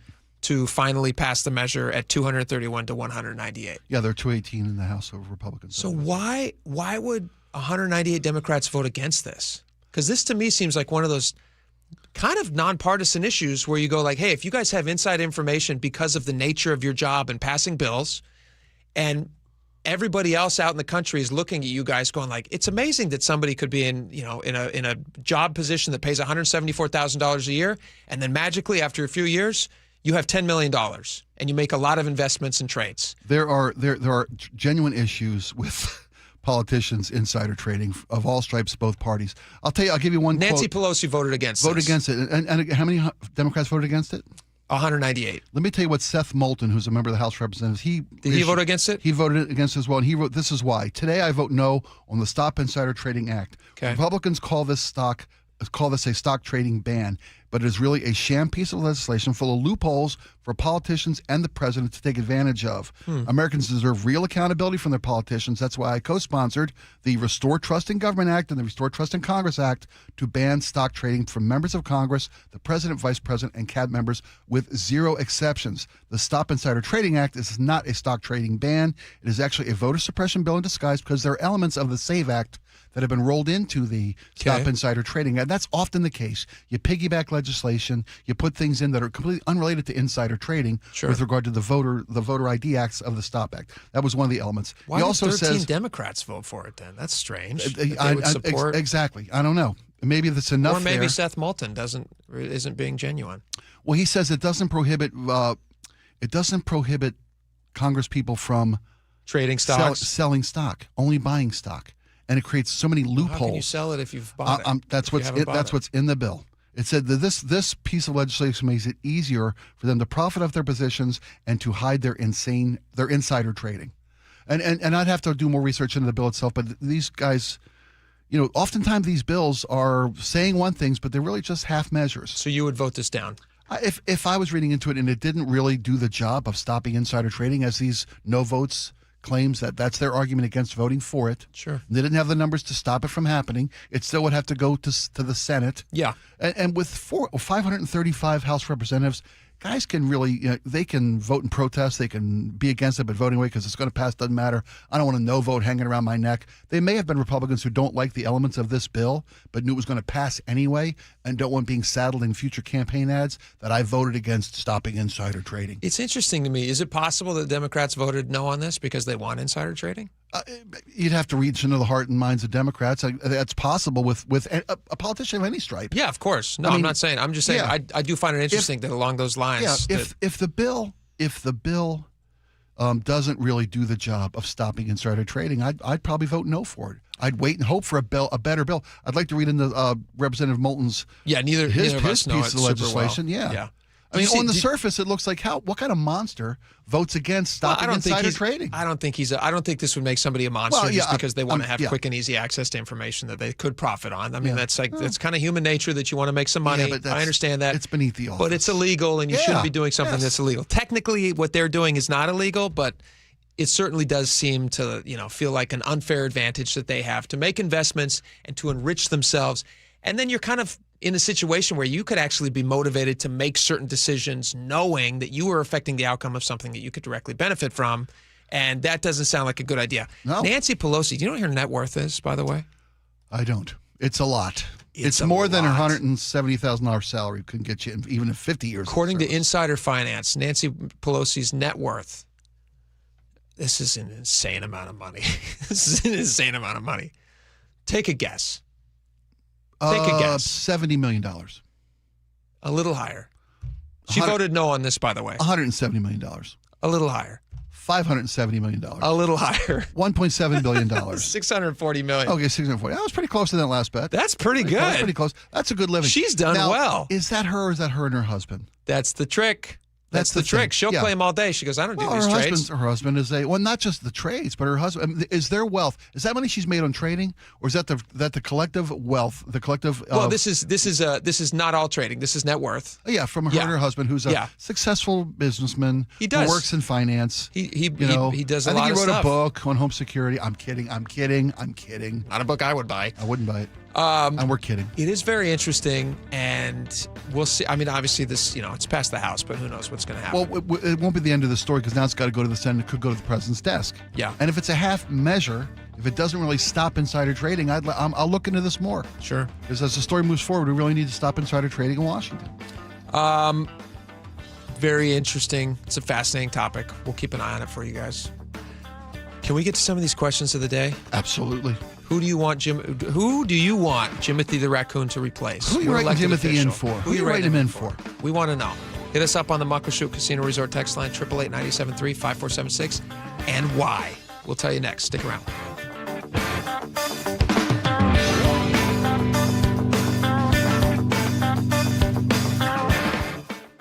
This hour is brought to you by Insulation Northwest. Back on February 8th, the countdown started at 167 days. 3, 2, 1. Right after the clock showed zeros. The Seahawks win Super Bowl 60. The champs are back on the field in just 2 days when Seahawks training camp begins. We know that we're target number 1 now. The home of the Super Bowl champs, KIRO Newsradio and MyNorthwest.com. Folks, we know that the heat is upon us. Yesterday was a record temperature in the state of Washington, Seattle specifically. Integrity Roofing and Construction can let you know if your insulation is up to speed. Your energy bills, they're going up every day. The last thing you want to do is be throwing money away because your house isn't properly insulated. And did your roof survive the winter? Did you have a leak you didn't even know about? Integrity Roofing and Construction give you a free video inspection, free roof assessment. Schedule one today. Go to integrityrc.com to schedule. They can do it all at Integrity. Repairs, replacements, full restorations. IntegrityRC.com is the website. Les Schwab Tires has always believed that taking care of people is the right thing to do. Today, that means more than trusted service. It means delivering real value, too. That's why we're lowering prices on hundreds of tires without changing the service and expertise you've always counted on. Consumer Reports named Les Schwab the best tire retailer for 2026. We'll keep working every day to earn your trust. See leschwab.com for details.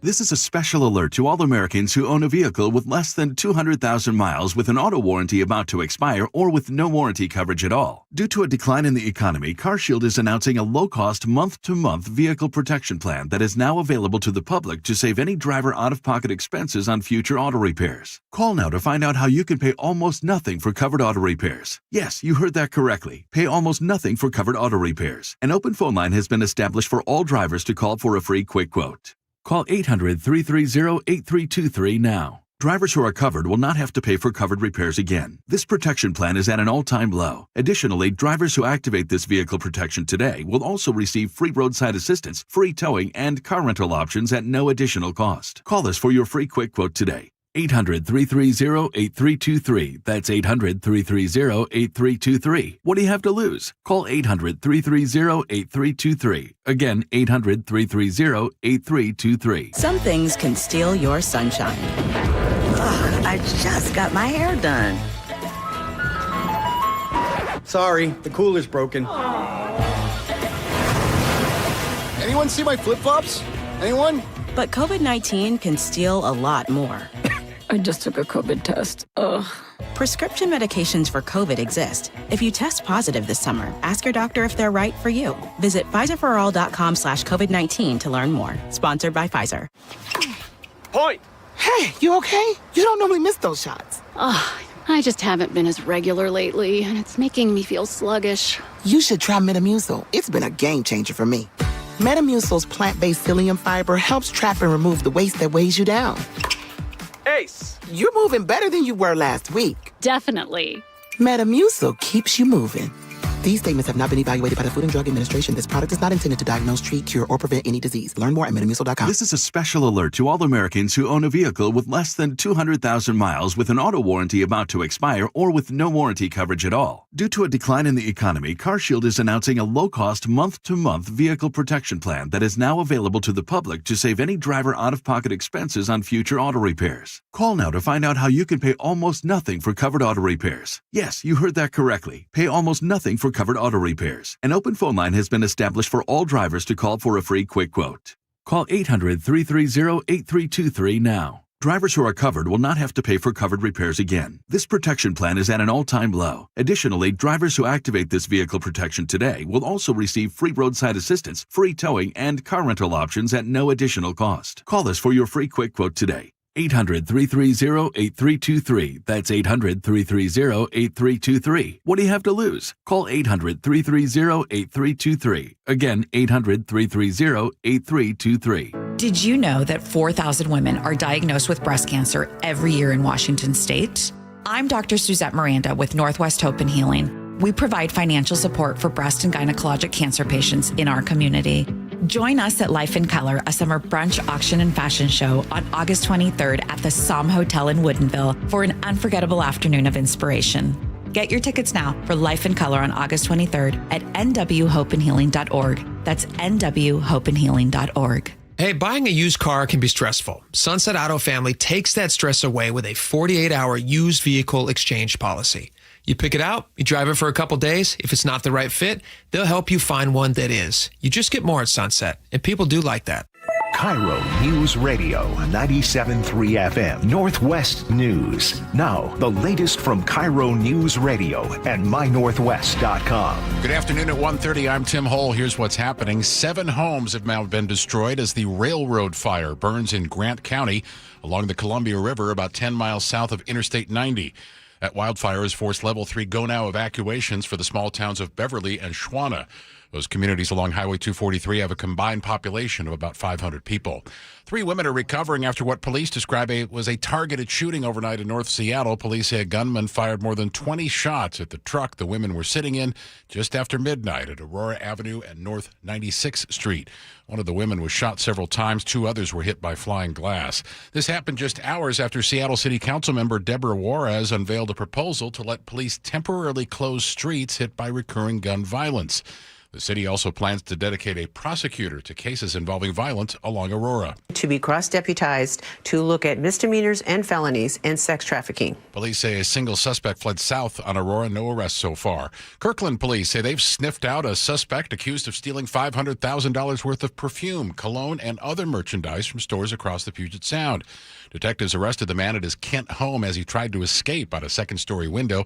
He's being held on $255,000 bail. The state of Washington is activating a traffic signal on westbound SR 104 just north of the Hood Canal Bridge. The goal is to keep people using Paradise Bay Road access to the highway after lengthy bridge openings.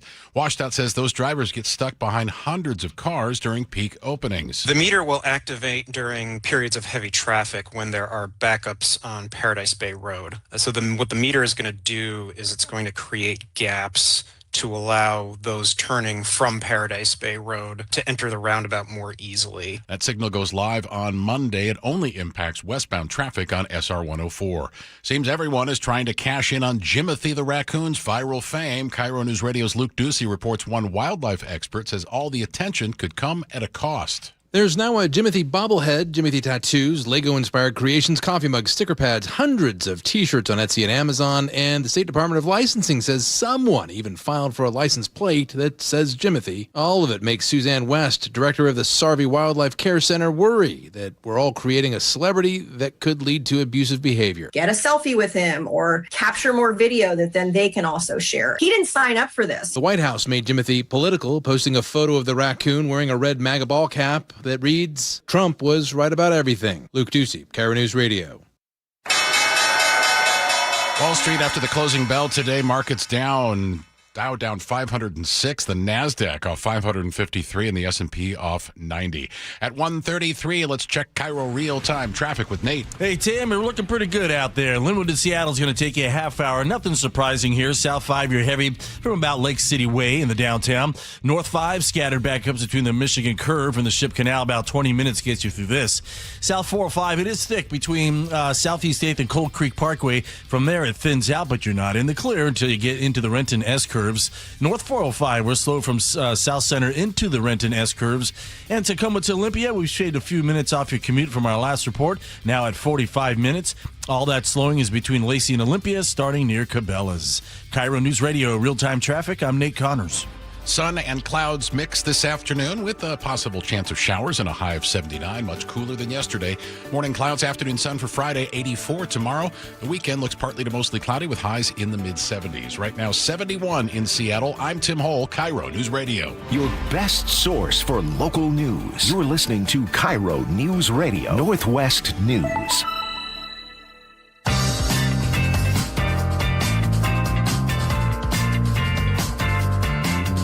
Welcome back to the show.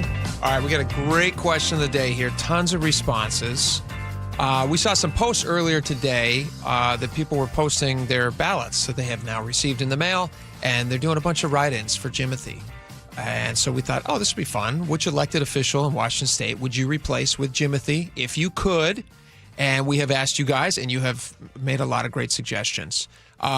Spike, do you want to start on this one? Yeah, but I would like to take a little credit here because and to our audience, I want to give a little credit. I should say. You had a joke set up. I predicted that we would get this joke numerous times. Let me rip open the envelope. Okay. You read this joke I wrote 2 hours, hour and a half ago. This paper's in my hands. Short spine is better than no spine at all. And I would quote That's a good joke. It's a great joke. So with Tracy and Burien. Did we get one? Tracy and Burien. It's an easy joke. Jimothy at least has some spine. Jim, the liberal trucker. Here you go, Spike. Even a short spine is better than no spine at all, isn't it? Janet says, hey, guys, I'd replace Fergie with Jimothy because the governor with a short spine is better than no spine at all. And they go on and on. RB and 360, Barry. And we got dozens of them. That's fantastic. At least Jimothy has some kind of spine, says Barry in Maple Valley. Thank you, right? Barry. You people are genius. All of you. That's great. I did not even pick that up. That's great. I'm genuinely surprised by the joke. I think you're inventive for coming up with it. I think all these people who also did. Most times when people say that this guy stole my joke, you hear that all the time in the comedy world. This guy stole my joke. Many people make the same joke. It's an AB kind of a joke. People will arrive there because exactly. it's obvious. You're right. No spine politicians. Boom, baby. This guy has more of a spine than you do. Bam. Boom. Swap a doodle. Oh, I love it. All That's right, great. Moving down the list past the obvious first jokes. John, if you Google Jimothy, he will run across the screen and you can push the green paw at the bottom right. Really? That's another fun thing about Jimothy. People have invented, you can see him everywhere now. Roku home screen has a little Jimothy. You can also, there's a video game, like a free playable online video game in old Nintendo Entertainment System style where you can play a Jimothy video game. It's kind of fun. All right, Jonas Nahomish says that he would replace Jim Walsh. He says all complaints and no solutions. Wow, okay. I got to say, John, that's not very fair. I would direct you to Jim Walsh's website. He's proposed a bunch of bills that obviously with a Democratic majority that they can't get passed all the time. But it's hard. There's a lot of good solutions. Yeah, it's true. 949 says, I've been a bit disillusioned with Representative Kim Schreier, so maybe we send Jimothy to Congress. Do you think that he would insider trade? How would Jimothy have voted on the insider trading bill? He probably would have been absent the vote out back of the dumpsters. Lots of trash. Congress generates a lot of trash. Also, not being able to read is a problem. But he's got he would have a lot of staff members, so he'd probably be okay on that one. Sasho? Yeah, sure. Our elections should have NOTA And it's none of the above. Oh, none of the above on the ballot. None of the above. Oh, I should have kept reading. None of the above. If none of the above wins, new candidates need to be picked. I disagree with that one. Obviously, the candidate did whatever they needed to do to get on the ballot. Yeah. That's your choice at that point. You don't have to vote. You don't have to vote. Yeah, and oftentimes people pass over most of their ballot. Do you read, now that we are in ballot season, for the races that you don't understand or you have no insight into? There's a lot of races that will show up depending on your county. Sure. You'll end up getting a lot of names you've never heard of. Names? Yeah, absolutely. On seats that you are completely unfamiliar with. Right. How do you vote on those generally? Do you just are you picking at random, or do you spend the time Googling each one? They do the voter guide? They send out a voter guide, and they take a lot of effort for the candidates make their pitch to you why they are worthy of your vote. There's assessments. The editorial boards of newspapers who stopped doing it the last cycle, a lot of the big papers stopped endorsing a candidate. These are people whose job it is to know everything about an issue or a politician. I take great comfort in the fact that the smarter people than me at least give me some advice or some information, which are based. I don't vote like flat out incumbency. Sure. A lot of people vote the other way, ignore incumbency. If you feel like your legislators ain't getting anything done, people they will vote against an incumbent just for fresh ideas, fresh faces. Yeah. I try to read. I'm okay. I'm okay with newspapers not giving me their opinions on things because it's their opinions. I'm more interested in who I think is going to do the best. So I do like the voter guide. Yeah, voter guides are helpful. Because it's personal for every person. I'm voting for somebody for a very different reason than somebody else might be voting. I may be voting against people for that same reason. We each get a vote, and that's the beautiful part of our system. Yeah, buddy. I will also do Google image searches. Image searches? I just like to see what somebody looks like. I feel like I can assess somebody based on how I see them. You know, that's not crazy. It's not crazy. I kind of feel the same way. I want to get a look at this guy. I want to size somebody up. And if they got a little look in their eye, what I try to do first, before I even read anything about them, is I will Google image search the person, and I don't want to know anything about their political party. Okay. I'm just making an assessment based on how they're looking. Okay. Are they well kept? Do they care about their appearance? Do they seem like they're an approachable person? Yeah. Do they have ugly features that I might find unappealing? Most of it's based on attractiveness. And then only if I can't make a decision based on attractiveness will I step in and take a look at the issues. That's a joke. I know. I obviously wonderful. Don't look at their images. Are you a big issue voter? Because that's what I mean. It's funny. We talked during the week about how everybody's an issue voter. Yeah. Well, I mean referendums. As opposed to candidates, I guess is what I'm saying. That's an issue voter. Oh, okay. I thought you meant like how a candidate would look at something. How would Jimothy vote on the income tax? I would imagine he'd probably be vehemently against the income tax. Well, but he loves waste. He makes it. It's his bread and butter, if you will. Right. I like to try to inform myself on the referendums. Sure. Which is why we talked earlier in the week about how the repeal of the millionaire's tax, how it's written, is going to be convoluted. And maybe intentionally confusing to voters. That's when the voting guides come in so handy. Well, that's one of the reasons they put in the emergency clause originally, is because if it went directly as a referendum, then the voters would have a say. Because they put in the emergency clause, then it gets put to the voters only through the initiative process. Yeah. And once the initiative process is approved, if they get enough on the ballot, then the AG's office, who advised them on how to write up the millionaire's tax, and how to justify the emergency clause, gets to write the description for what it is. Yeah. Which to me feels a little bit like, it feels like a conflict. It feels like a huge conflict of interest, if I'm being honest. And we said earlier in the week, if your yes is for the income tax or the millionaire's tax, no is against the millionaire's tax. That's how it ought to be written. Yeah. But since it's a referendum to overturn, it's completely the opposite. So if you don't like the income tax, vote yes. You vote yes on 645. On reversing it, on removing it. Yeah. And if you want an income tax, you vote no on 645. You want to keep the millionaire's tax. Crazy. It's very confusing, but hopefully we've cleared it up. This next texter, read this one. B in Puyallup says, I used to write Dory Monson. And that would be, I knew a lot of people who did that back in the day. Well, and there was a lot of people who used to say, like, man, Dory should have run for governor back in the day. I wish he would have. And you remember when Dave Ross, our own Dave Ross, ran for Congress? I do remember that, yeah. I don't know if I've ever heard of any or learned of or knew a candidate more qualified than Dave Ross.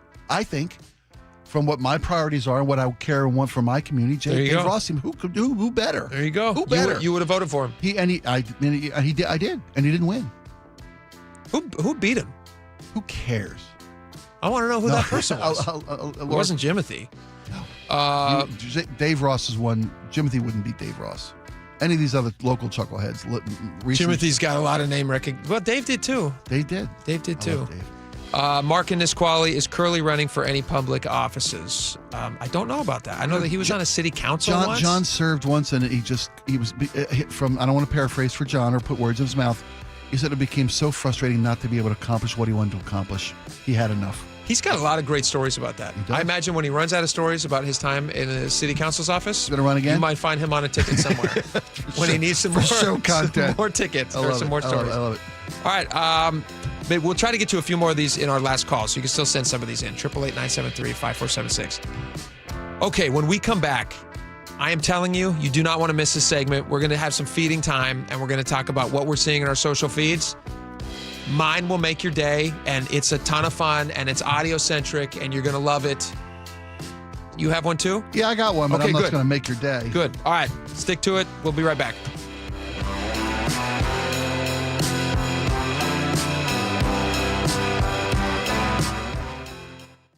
Dear Ursula, I have a group of friends who have bonded over... Hi, I'm Ursula Boytine from the G and Ursula Show, and I'm launching a new podcast called Ask Ursula. This is your space. Real life, real questions, whether it's about family, friendships, love, and yes, even the fun stuff like travel and finding your signature scent. Hit me up and ask your questions at mynorthwest.com/Ursula. I look forward to connecting with you. At mynorthwest.com and the G and Ursula YouTube channel. Hey, Spike O'Neill for Aegis Living. I recently had the opportunity to have a little event at Aegis Living. I had a cook-off with one of their chefs, Chef Dirk. And the food that they serve at Aegis Living facilities, it may seem like a small thing to you, but food is so important for people's sense of community, as a memory. The food at Aegis Living is beyond compare. They have Michelin star chefs working at many of their locations. All of their locations take their menus for their community members, their residents, so seriously. You can't take them any more seriously. Aegis Living voted #1 senior living for community in all of America in 2025 by Seniorly Magazine. Go to agesliving.com/Spike and book a visit today. What would you do if the person you love needed round-the-clock care and you had no plan to pay for it? I was very worried about running out of money. When Mike's wife was diagnosed with dementia, he turned to LifePoint Law and Elder Law attorney Rajiv Nagayich. And then he said, "You're going to be okay, but we have to get through these steps." Then I felt a whole lot better going into it. It was still a very difficult process, but in the end, I knew that there was someone there that if I needed help, understood what I'm going through. LifePoint Law helped Mike protect his wife, his finances, and his future. They laid it out really well up front. They give you a very in-depth plan. There are so many things that you don't know. I could never have done it on my own. Register for a free LifePoint Law retirement planning seminar in Federal Way August 1st, Puyallup on the 4th, Tacoma on the 6th, or Bellevue August 8th. Space is limited, so sign up today at lifepointlaw.com. That's lifepointlaw.com. Guys, did you know your testosterone affects everything in your system, including how you feel and perform every day? Right now, Revive Men's Health Seattle will check your testosterone for free. Knowing your T levels is the first step in understanding if you have low T. Your testosterone level impacts your energy, libido, sleep, weight, hair loss, mood, and even ED. Maintaining an appropriate T level can change your whole life. Most men start to see changes in their hormone levels in their 30s. Experience and results matter. So what are you waiting for? Get your T levels checked today by local, experienced, and trusted men's health experts. They've helped thousands of men since 2011. They're so confident they can help you, they even guarantee it. Call Revive today and schedule your free testosterone test, free exam, and free consultation. Call Revive Men's Health at 206-529-1111. That's 206-529-1111. Or visit ReviveMen'sHealth.com. I like it hot. Beg your pardon? Can you make it hot for me, Dan? I think so. Half heated ain't hot enough. No. That's why I called you. Apollo Plumbing. Yeah, my sorry old water heater. Oh. Ain't getting me the hots anymore. You want hot water. That's what I said. That's what we do at Apollo Plumbing. And you're ready? Right now. When can you? How about today? Same day? We'll have you in hot water tonight. Clever. How about an upgrade? A tankless water heater would mean endless hot water. Now you're cooking. That's just for starters. Starters? How about we make it a worry-free water heater? Worry-free? Wrenchie's worry-free warranty. Which covers? Repair, service, all included. And when it wears out? Apollo replaces it. No extra charge? Nothing. Nil? Nada. As an Apollo A-list member, you're covered. And payments? To fit your budget with approved credit, of course. And I'm hot again. Worry-free. That's for me. We're on our way. Thanks for making it hot. We're ApolloPlumbing.com. Jane is a small business owner. That's right. And tell them what that's like, Jane. Yeah, well, it's like a roller coaster with a lot of ups and downs, and some days things can feel like they're flying off the rails. Yep, it's a lot. But the Total Solutions Advantage only from Comcast Business can help you manage it all. With the largest, fastest fiber-powered network designed for 100% reliability with business internet and wireless connect. Plus gig speeds with security and equipment included. All with a 5-year price lock. Nice. So everything stays on track. Exactly. The Total Solutions Advantage. Get started for just $60 a month for 12 months when you add wireless connect to a qualifying internet package. No one does business like Comcast Business. Limited time offer. Restrictions apply. New customers only. 1-year agreement, paperless billing, and automatic payments with bank account required. $60 offer requires 300 meg internet, security edge, and additional qualifying service. Equipment, taxes, and fees extra. It's the best time of the year at Staples, with back-to-school supplies as low as 25 cents, up to 40% off select tech and more at staples.com/back-to-school. Hey, Jake Skorheim here. Did you know every qualifying vehicle at Sunset Auto Family comes with oil changes for life? That's about $150 each, and you get up to 5 a year, saving you thousands over the life of your vehicle. Visit our friends at Sunset Auto Family. You just get more at Sunset, and people do like that. Get more baseball for your buck with Mariners value options. Tickets for less than $12 to select games all season, and the biggest ever value menu and beer lineup, featuring 36 items and available every game. Check it out at mariners.com/value.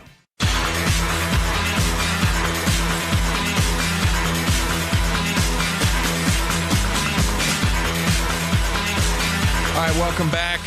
This is a fun segment. We do it a lot. It's called Feeding Time. The thing is, like, when you're on your social media feeds, stuff that you're seeing, it's being shoved down your throat. It's an algorithm that's chasing you around because one time you hovered over the picture for more than 5 seconds and it said, you must really love everything about Jimothy. I know. Which is true. It's still there. It's still there. It's not as bad as it was a couple days ago. Yeah. No, and then it kind of like, and that's how they do it. They just like, they follow you around. They go like, oh, do you like this? Do you like this? Do you like this? So we thought this would be fun. Spike and I see the world. We have different ways that we see the world. We have a lot of things in common. We also see different things, whatever. So you're seeing probably very different things than I'm seeing on my phone. I'm seeing a lot of political stuff on my feeds because that's where I tend to hover, and I do try to become informed. You know, I try to listen to opposing viewpoints with regard to these stories. We do a show. We need to be informed. But the problem is when I watch videos and I watch, that's what all they send me nowadays. All I get is Senate hearings, like Attorney General confirmation hearing updates, and I get all this. There's a guy called Mr. Global. You ever heard of that guy? I see. I've never even heard of that. That's probably one of your main guys. Mr. Global is an economist with a lifetime's worth of body of work, career, professional work in the gas and oil industry, and he understands global gas markets, and he explains and he debunks, and he's got a point of view. I'm sure it's slanted.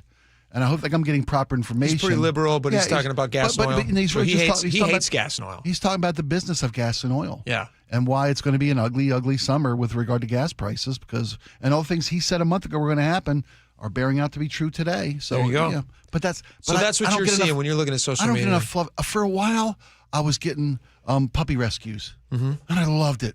And then, I don't know, the war started or something happened. I just started getting all this political What are you crap. seeing today? Give us the audience. What are you seeing today in your feeding time? Todd Blanche is here. I've got a lot of Todd Blanche. I got a lot of Todd Blanche's confirmation. I know, right?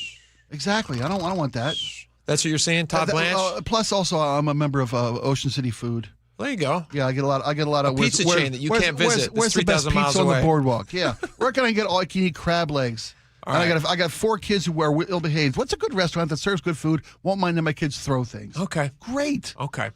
Do you know what I'm seeing a lot of? What? There is a kid who is 12 years old. His name is Samuel Henderson, and he makes bird noises. You're kidding me. Yes. Have you ever heard of this kid? No. Okay. See? So he has, Laura has seen this. Okay, this is crossed. I have seen this. This has crossed my desk. This is across your desk. All right.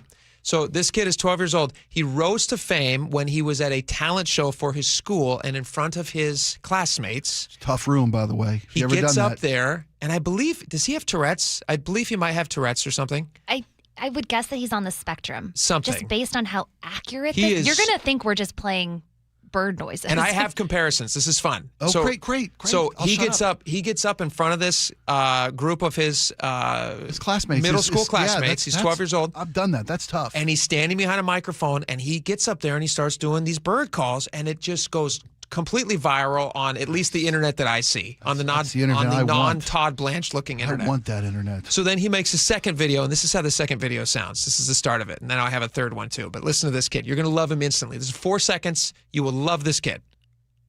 This is Bird Request Part 2. That was him making I assume that was a hawk. That's a hawk. Okay, so here he is. This is Samuel Henderson. He's 12 years old. He is making more of these videos now.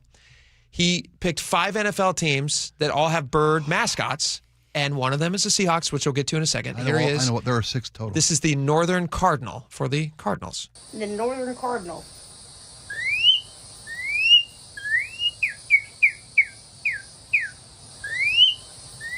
This is a kid. Okay, here's what a real cardinal sounds like. That's pretty good. That's very good. Well done, Samuel. This is a peregrine falcon that he did for the Falcons. And a peregrine falcon, the fastest animal in the world.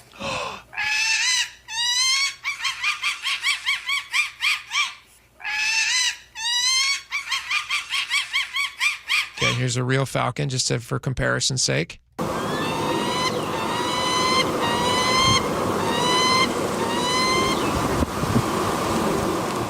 Pretty good, right? It's amazing. Pretty amazing. Okay, so now we get to the Seahawks. So he does a red-tailed hawk. This is Samuel. This is a red-tailed hawk. Wow. And here's what a real red-tailed hawk sounds like. And when you see him, Laura, you've seen the kid. When he's doing it, he's like, he just looks hilarious doing it. I mean, like, he's really into it. He loves doing it. Looks like he's having a ton of fun. And then here's his final one. Here's an eagle. This is what the bald eagle actually sounds like.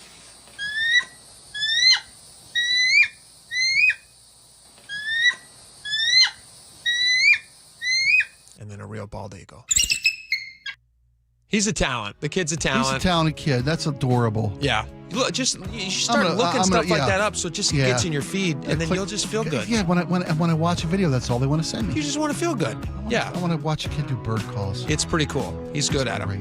All right, we got a lot more coming up. Stick around. Next, we got some Katie Wilson stuff. Her staff, she's lost another staffer. What is this about? This is interesting. We'll talk about that. Lots of other things. Stick around. We'll be right back. KIRO News Radio, where you turn for the news you depend on.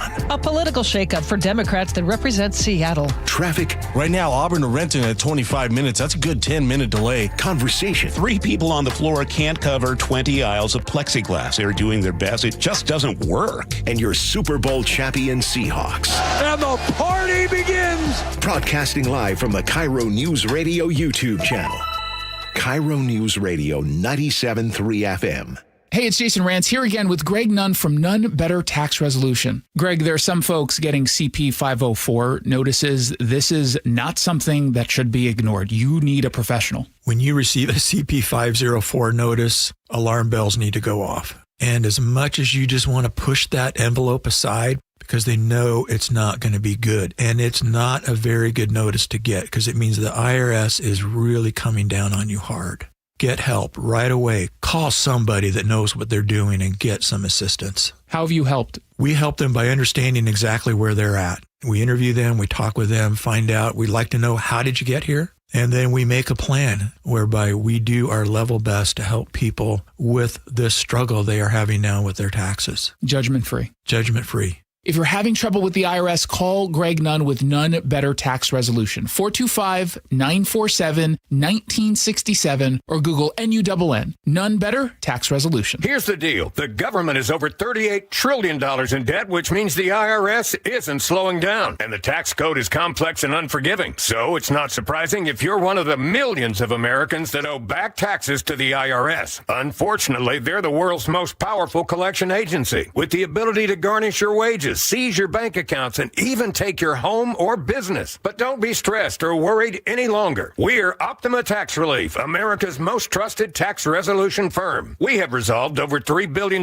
in tax debt for our clients. Our award-winning professionals deal with the IRS every single day, protecting our clients and preparing them for the best possible resolution. For tax help you need, for tax help you can trust, give Optima a call today. Call 800-343-6460. 800-343-6460. 800-343-6460. Optima Tax Relief. Some restrictions apply. For complete details, please visit OptimaTaxRelief.com. Good afternoon. I'm Aaron Gordillo. Your best source for local news. Newly released police video shows the arrest of a 17-year-old. KIRO News Radio. Get in the zone. Auto Zone. Summer's finally here, and we're kicking it off with a whole lot of free. Free brake pads with Duralast rotors. Free oil filter with 5 quarts of oil. Free Armor All wipes with Armor All glass cleaner, and more. More free, so you can have more summer. Celebrate free at AutoZone. Now through July 27th. Restrictions apply. Get in the zone. Auto Zone. And Doug. Hot dog! Get your hot dog! Customize and save with Liberty Mutual. Hey, what are you doing? I like your method. Direct. To the point. A little loud, but... Listen, people don't buy car insurance the same way they do hot dogs. Not yet, but both are customizable. Popcorn! Get your popcorn! Hey, this is a hot dog area. And customize and save area. Get a quote at libertymutual.com or with your local agent. Liberty, liberty, liberty, liberty. Tune in to The Money Professor with Chris Longworth. Having some certainty about your plan is definitely going to give you all the advantages. Chris has the heart of an educator. If you really want to do this correctly, then you get to enjoy every day of retirement like it's a Saturday. And if you don't, it's a Monday for the rest of your life. Tune in to The Money Professor with Chris Longworth, Saturdays at 8 a.m. right here on KIRO Newsradio 97.3 FM. Your best source for local news. KIRO News Radio. KIRO FM and HD1. Tacoma, Seattle. Northwest News. ABC News, I'm Michelle Franzen. In Madison, Wisconsin, protests broke out following a deadly encounter between police and a black man. Officers called of the reports of a man checking vehicle doors. When officers tried to make contact, they say he fled on a bike. Video circulated online shows a struggle and then 3 shots fired. Mayor Satya Rhodes Conway at a briefing today called for calm and a full investigation. Like many in our community today, I have a lot of questions and concerns about what happened yesterday. What decisions were made by officers that led to escalation instead of de-escalation? What different choices could have been made to prevent harm? The U.S. and Iran locked in back-and-forth strikes. Reports of Iranian drone and missile attacks in Kuwait now, and maritime traffic remains stalled or blocked in the Strait of Hormuz. And Iran-backed Houthi rebels targeting ships in the Red Sea, driving Brent crude prices above $100. On Wall Street, stocks ended sharply lower. This is ABC News. David Burke, the singer known as David, back in a Los Angeles courtroom for day 3 of the preliminary hearing in his murder case. The 21-year-old accused of killing teen Celeste Rivas last year. Prosecutors say to keep the teen from exposing an alleged sexual relationship. ABC's Alex Stone is outside the courthouse. The judge seems to be wanting to speed things up. She wanted to get going a little bit earlier today than they had the last 2 days. But originally, this was going to go 3 to 7 days. We're on the 3rd day. So it could wrap up as early as today. They have a few more witnesses to call. Question's going to be if there will be any rebuttal witnesses, if the defense is going to put anybody up. We expect that there will be an almost immediate decision to move this forward to trial. They just have to show the lowest level of probable cause. They don't have to show proof beyond a reasonable doubt. David has pleaded not guilty to all charges. There are new calls for possible criminal charges against former special counsel Jack Smith, who investigated President Trump. Michelle Franzen, ABC News. At 2:02, 7 homes lost to Washington's newest wildfire. More on that story coming up. But first, here's Nate with real-time traffic. Thanks, Tim. Your Seattle Mariners have the update. Good news in JBLM. One lane has reopened South 5 at the off-ramp to Berkeley Avenue, where crews are still working on our semi-crash from early this morning. That left lane is now open on the ramp. So that lane either sends you to Thorn Lane or you can continue straight on to Berkeley. Up in Marysville, South 5 at State Route 528, a crash is on your left shoulder. Traffic jams up briefly at the scene. Linwood to Seattle still taking you right around a half hour. South 5 slows from Northgate to I-90 and it gets pretty thick there, Lake City Way. North 5 scattered backups between the Michigan Curve and Ship Canal Bridge. We're up to 25 minutes now to get through this. State Route 99, just want to remind you, it's wide open through downtown Seattle if you decide you want to skip those I-5 backups. Tacoma to Olympia, 45 minutes. Still slow between Nisqually now and Olympia. Don't miss the biggest event of the year at T-Mobile Park. It's 50 Season Celebration Night on August 8th, presented by Daktronics. Get your tickets at mariners.com. KIRO News Radio, real-time traffic. I'm Nate Connors. KIRO News Radio, 97.3 FM, Northwest News. Now, the latest from KIRO News Radio and mynorthwest.com. Good afternoon, it's 2:03. I'm Tim Hole. Here's what's happening. King County prosecutors say a mother knowingly put her 2-year-old son with Down syndrome in mortal danger. Now she faces a manslaughter charge. King County prosecutors say on July 9th, 25-year-old Nakia Abergast placed the physically helpless child face down in a bathtub, turned on the water, and left the room. They say Abergast later gave conflicting accounts of how long he was unattended. Casey McNurthney with the King County Prosecutor's Office. The child was physically helpless in the tub face down is what police said, and they referred this case over as a manslaughter investigation. Prosecutors reviewed it and agreed. Investigators believe the child was alone in the water for more than 14 minutes. Prosecutors argue Abergast admitted knowing it was unsafe to leave the child unattended, but she insists she was not trying to kill her child. James Lynch, KIRO News Radio. The Grant County Sheriff's Office says 7 homes have been destroyed by the fast-moving railroad fire. It's burning about 10 miles south of I-90 at Vantage along the Columbia River. Level 3 go-now evacuations are in effect for the entire towns of Beverly and Schwana, home to a couple hundred residents each. State firefighting resources are mobilized and an evacuation shelter is set up.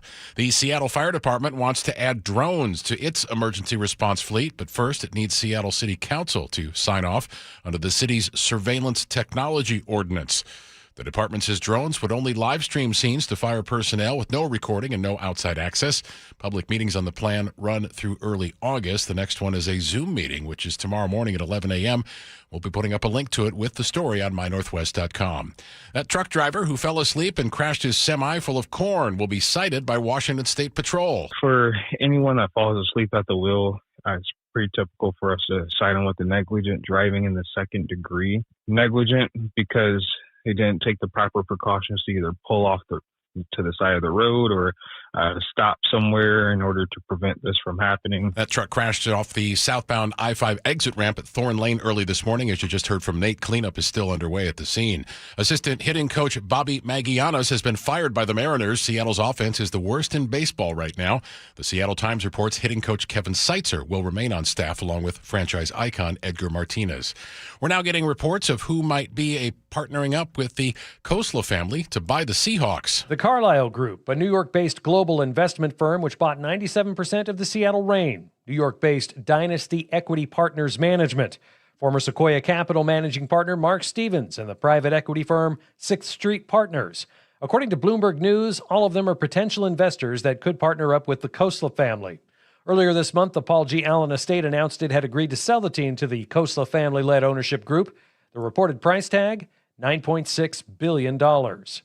Frank Lenzi, KIRO News Radio. At 2:06, your Thursday forecast, a mix of clouds and sun today with a remote chance of showers, 79 for the high. Morning clouds with afternoon sun on Friday and a high of 84. Right now, 71 in Seattle. I'm Tim Hole, KIRO News Radio.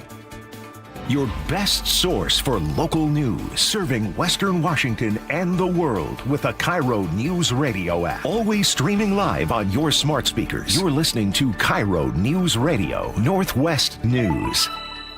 And now, it's time for the Jake and Spike Show on KIRO News Radio with your hosts, Jake Skorheim and Spike O'Neill. Welcome back to the show. 2 hours now, 1 hour to go. I'll tell you what, earlier in the show, if you missed any of our first hour, we had a very in-depth breakdown of this case that Spike and I are investigating right now. During the day, we're doing radio stuff. But at night, well, actually, no, at night we're just kind of living our lives with our families. But also during the day, while we're doing radio stuff, we're also investigating this missing pig. We're sleuthing. Yeah. We're sleuthing for the... It's not Sow. We're sow sleuthing. Yeah. And so we talked about it at 12:30. So go back and get the podcast. It's actually really, really entertaining and also very interesting because of what's happening on Vashon Island right now. When a big member of the community, like one of the largest members of that community, goes missing and is likely stolen, people are asking questions, and people are sending us a lot of text messages. So we can't verify, so we can't report on all these things. We can run down these leads, though. But we can chase these leads down. Appreciate it. Absolutely, yeah. And to reiterate, we spoke to local law enforcement officials who did confirm that yes, the pig was stolen, didn't wander off. Stolen pig. The claim made by our guest Julia Carson, if I'm not mistaken. Yep. Said, look, there was a cut piece of a pen, a holding pen, cut with a saw. There were tracks leading to hoof prints, tracks leading to tire tracks. Trailer tracks. Yeah. Yeah. So clearly a stolen pig. And it's a case of livestock theft. Because it's a large animal. 350-pound sow. If you guys have seen anything, we have gotten messages from WSDOT employees. We've gotten messages from neighbors. If you guys have seen anything and you want to share that information to us anonymously, you can find us on the social media pages. You can message us there. You can also send us messages through the text line, 888-973-5476. We are actually trying to get this pig back. Brita is the name of the pig. Brita. Brita. Name of the pig. And it's brush up on your Viking lore, my friend. There you go. If you knew more about the Viking mythology, that would roll off your tongue. It would. It would.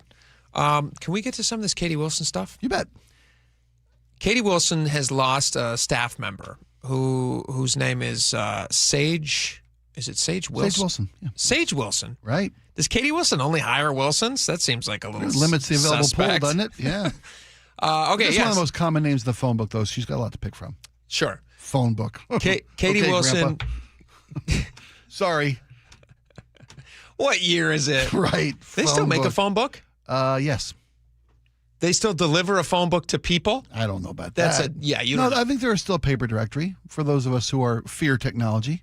Really? Yes. Is it just full of like nobody's number because everybody has a cell phone number?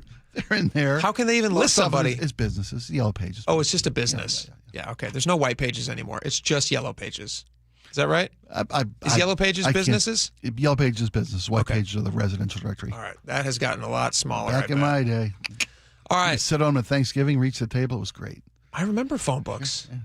Kids these days just wonder what the food is. They're like listening to us right now. They're like, why are you talking about phone books? What is a phone book? Oh. Young people are like, why am I listening to talk radio? Call your grandparents before it's too late, before they're gone. This is a reminder. You find their number in the phone book.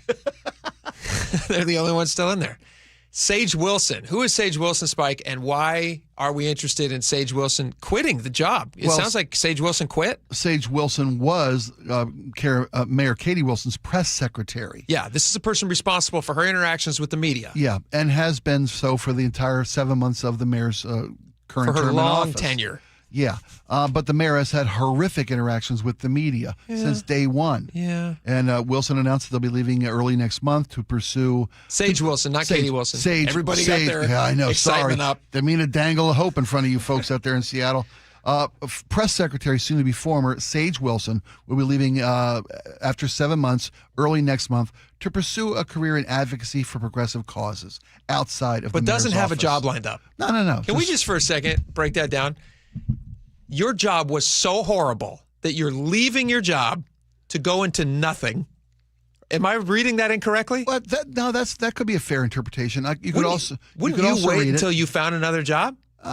Apparently, well, I mean, if you've got on your resume that you're the press secretary for the mayor of a major city, I bet you can find advocacy work in progressive causes, especially when you work for Mayor Wilson. I don't know. Right? She hasn't gotten off to a running start. Well, maybe she's found that the pie in the sky, we're going to get in there and change the world mentality that Mayor Wilson and her entire staff apparently. Sage is a guy. Sage.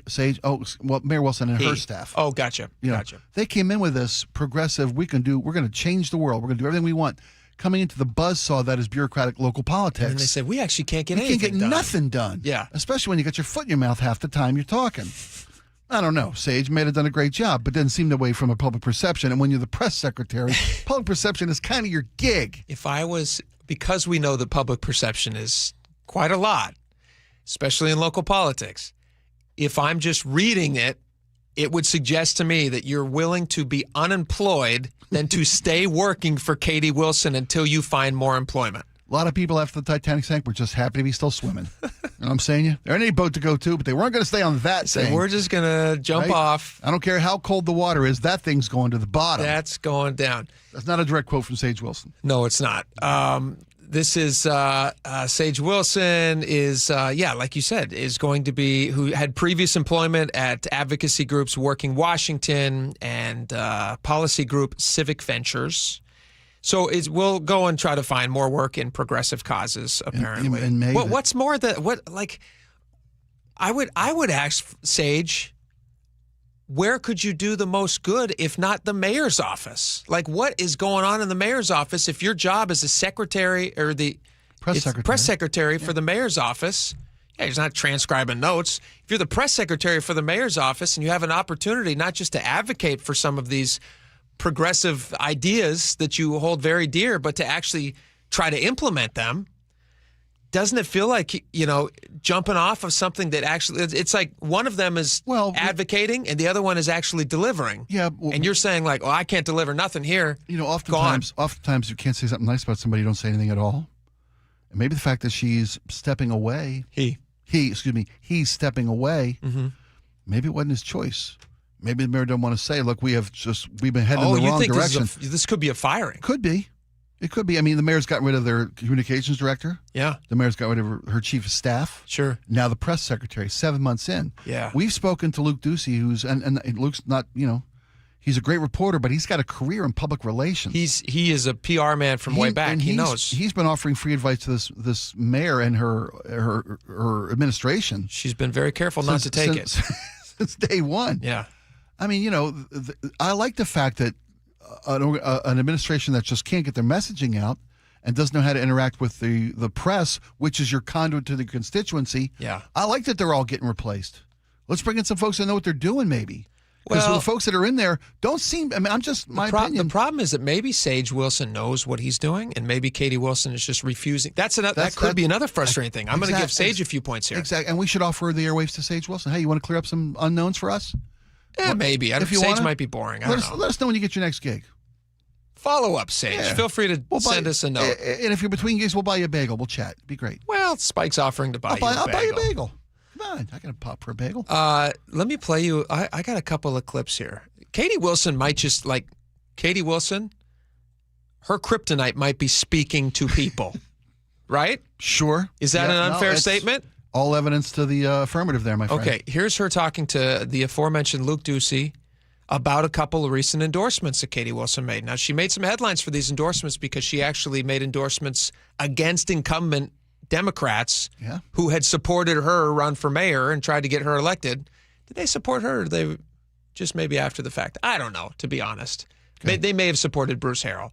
But Katie Wilson, it's not typical for a Democrat to then say, hey, I'm going to support these non-incumbents against these Democrats who are well-established. Like Jamie Peterson is kind of like the top of the pile. Yeah. Jamie Peterson is the Senate Democratic leader, and she's endorsing, who do we have on the show? We had Hannah Sabio Howell. Yeah, who came on our show, and right. She's a socialist, just like Katie Wilson, so Katie Wilson's endorsing her.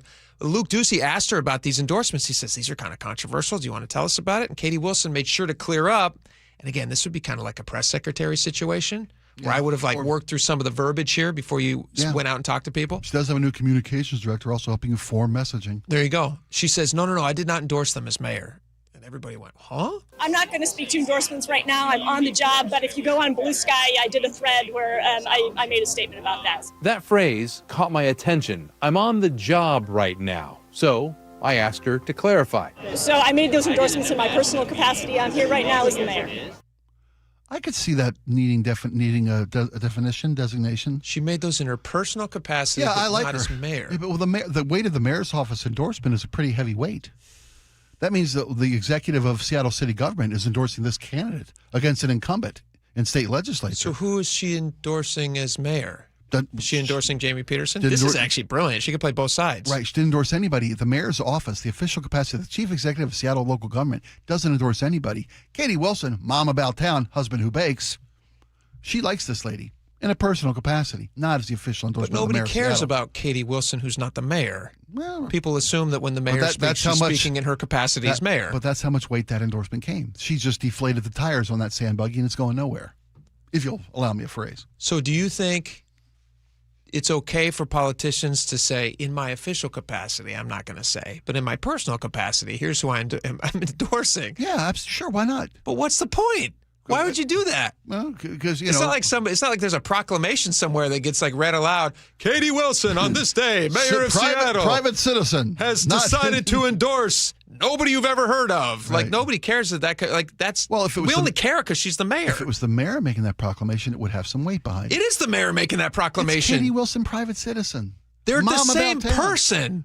But are you the same guy behind the mic as you are at home? Yes. You have any more responsibility, credibility?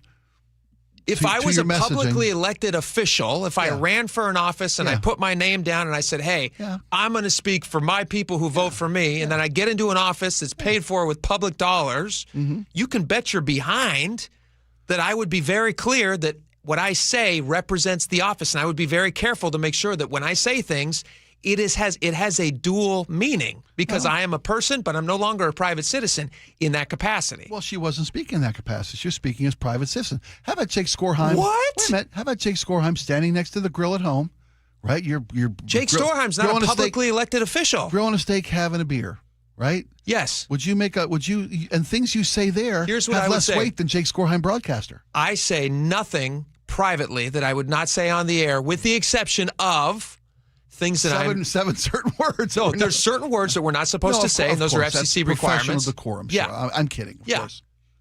Katie Wilson is the same person. Is she Batman? Are we not supposed to know that she has a secret identity? Don't I wish? I don't understand. Like, where's this split happening where she's like, I didn't say that. Katie Wilson said that. It's a great question. When Luke's already gone for the day because he starts his day way ahead. Don't we all agree that that's strange? It's absolutely strange. I'm not going to defend that duality of what's the other, Two-Face? Was that the villain in the Tommy Lee Jones? Tommy Lee Jones Two-Face character. He's at one side and then the other. Yeah. I guess that could be. Yeah, and again, from a PR perspective, you don't want to be known as Mayor Two-Face. I'm not going to speak to endorsements right now. I'm on the job. So I made those endorsements in my personal capacity. I'm here right now as the mayor. You know what? After hearing that clip. So no one should care, Your Honor? That's right. So no one should care. End of story. Let me ask you this question. Sure. Okay. Katie Wilson, private citizen. Mm-hmm. These are two totally separate people. Bus rider. Totally different lives. You bet. Commits a crime. Should she be held accountable as mayor? Well, yes, of course. Why? Is she the same person? Well, because crime has a consequence. There are laws in place. Your personal endorsement, your opinion about who'd be a better candidate, she doesn't have a personal endorsement. She's the mayor. Does. She's got a personal opinion. She's got official opinion, a personal opinion. Oh my gosh! It makes no sense to me. I don't get it. No, I just don't get it. I hear you. So, will she come out with endorsements as a mayor? Could those be different? I would think. Is it possible that she's like, I'm endorsing Jamie Peterson from an official capacity, but in my super secret personal capacity, I'm endorsing the non-incumbents? I can't better. Yeah. Doesn't that seem a little I like where she off? shops. I like her taste in shoes. Okay. I hate Jamie Peterson. Sage Wilson, I have completely changed my opinion about why you left the job, and I completely understand it. Now you want to have a bagel with the guy, am I right? Am I right? Completely. This is allegedly, I cannot verify that this is, but this is allegedly what Katie Wilson had to say, and I believe this was in her official capacity, okay. to Sage Wilson as Sage Wilson was packing up his box. Flag, bye. Bye. I don't know that that's the case. I don't know. We can speak neither. I can't confirm or deny that was the case. That's great. Absolutely cannot confirm or deny that was the case. Can we play one more clip just for best hits? Sure, you bet. Just one more. This is an infamous interaction with the press. I'm understanding why Sage said we got to go. I got to find anything else. This is Katie Wilson talking to Chris Daniels, and Chris Daniels asked her a question, and then she just kind of starts taking orders from an underling, and it makes no sense. But everybody's seen this. We want to play it one more time. I wouldn't be an excellent reporter if I didn't ask you. It's been an eventful week, and I think people are concerned about you. How do you feel after Tuesday, after what happened, what transpired? I'm doing great. Got a great team supporting me, and I'll just say, we don't have any indication that that shooting was targeted or anything like that. So I think it's a reminder of how much work we have to do as a city on gun violence, but I'm doing fine. And the last question would be related to that, I talked to people in that neighborhood who said that, hold on, it's just one last question. People in that community who are concerned that there's been rising gun violence and that there should be more surveillance cameras and that kind of thing. That's obviously been an issue that you weighed in on. Does that change it? Does that change your perspective at all? Let's keep it on. Yeah, let's keep it on the top of this event. Thanks. But does that change your perspective at all on the issue of surveillance cameras based on what you went through on Tuesday? Yeah. Appreciate it, but let's keep it on topic, okay? Sorry, my handlers are telling me not to get involved. And then she did. Then she walked away. She just clammed up. And then he stepped in, and then he started talking to Chris Daniels, who's like, you guys know this looks way worse when you interrupt a question mid-question. And then he said, well, you don't understand. You were talking to private citizen Katie Wilson there. If you want to talk to the mayor, you've got to submit all questions through us ahead of time. Is that what he said, or are you making a joke? Because that's I'm making a joke. He's asking, does this change your perspective on surveillance camera use in the city? She says, are you asking me personally or as mayor? And he goes, why would I care about your personal opinion? Yes, as mayor. Yeah, you're the same person. Right. As a woman who likes to cook noodles on Tuesdays and buy secondhand shoes because you can't beat the markdown. Wild times. All right. Well, Sage Wilson, we wish you all the best. Yeah. And good on you. Bright future. Don't look back in anger. Yeah. No, you know what? Move on and be happy and embrace the future. Out there in Seattle. It's a bright new day. Yeah. All right, we got a lot more coming up. Advocate, my friend. Advocate away. Yeah. In your personal capacity, but not an official one anymore. All right, we got a lot more coming up. Stick around. Be right back.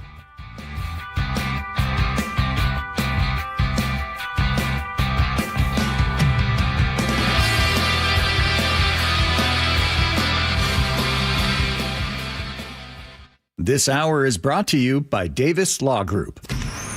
Choke Points with Chris Sullivan. With Choke Points, we try to answer listeners' questions. It can be as simple as a neighborhood stop sign, or it can be as big as the budget for transportation. I don't care. I'll find the answer for you. It's really easy to get a hold of me at mynorthwest.com. We have a direct link there that gets right to me. You can also do it in the app. You can hit me up on the text line. Choke Points, presented by Carter Subaru. Tuesdays and Thursdays on KIRO Newsradio 97.3 FM.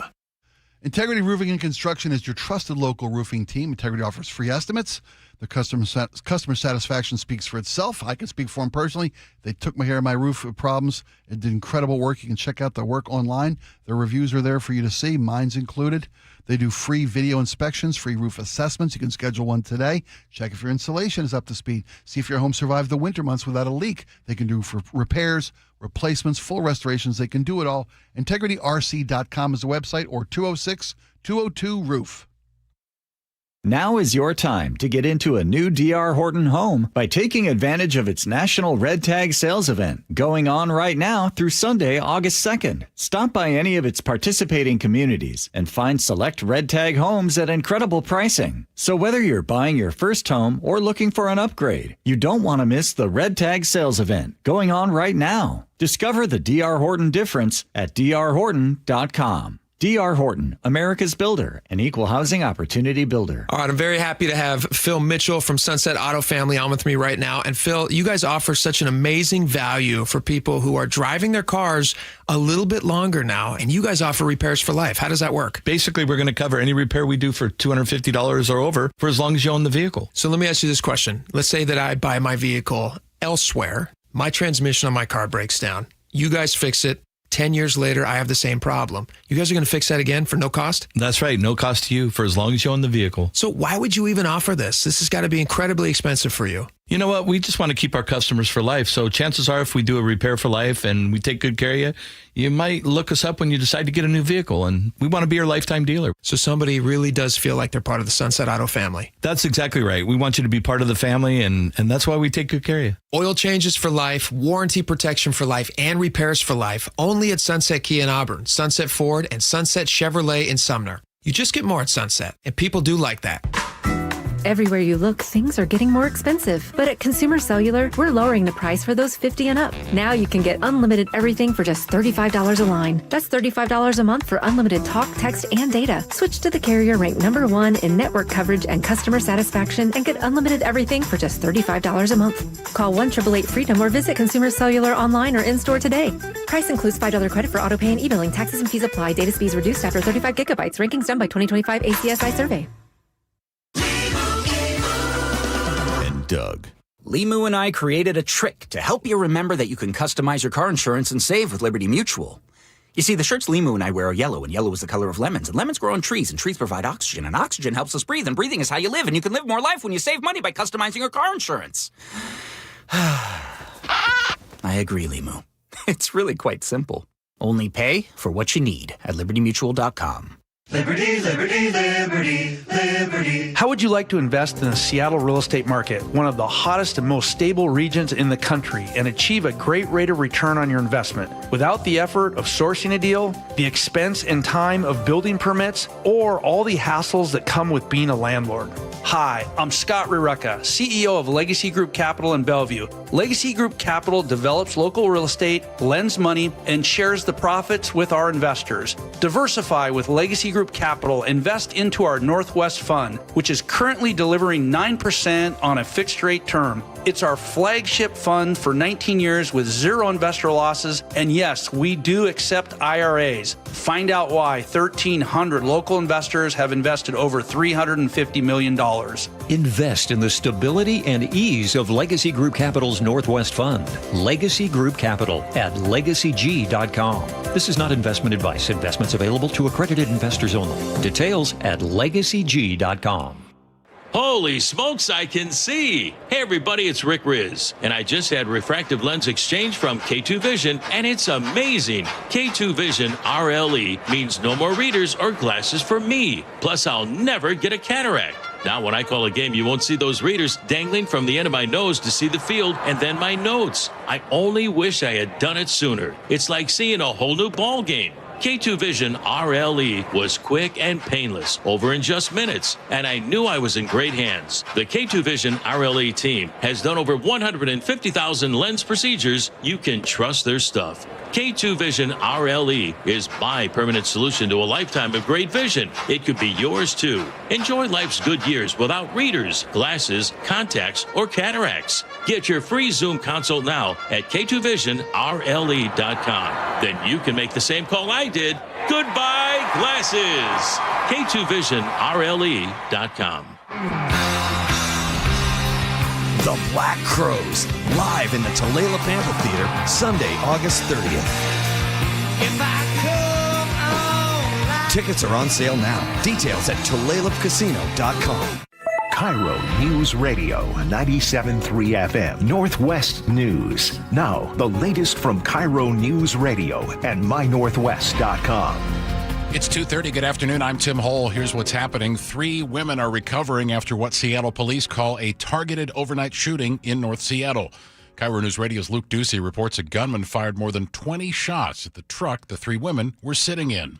Seattle police rushed to the scene after reports of multiple gunshots at Aurora and North 96th Street just after midnight. They say the 3 women had gone to UW Medical Center, one shot several times, the other 2 injured by shattered glass. It happened just hours after City Council member Deborah Juarez announced a proposed law to let police close violent streets there and plans to hire a prosecutor dedicated to Aurora violence. To be cross-deputized to look at misdemeanors and felonies and sex trafficking. Police say a single suspect fled south on Aurora. Luke Ducey, KIRO News Radio. New details have been released about a deputy-involved shooting in SeaTac. The King County Medical Examiner says 33-year-old Frank Hui Ho died by suicide.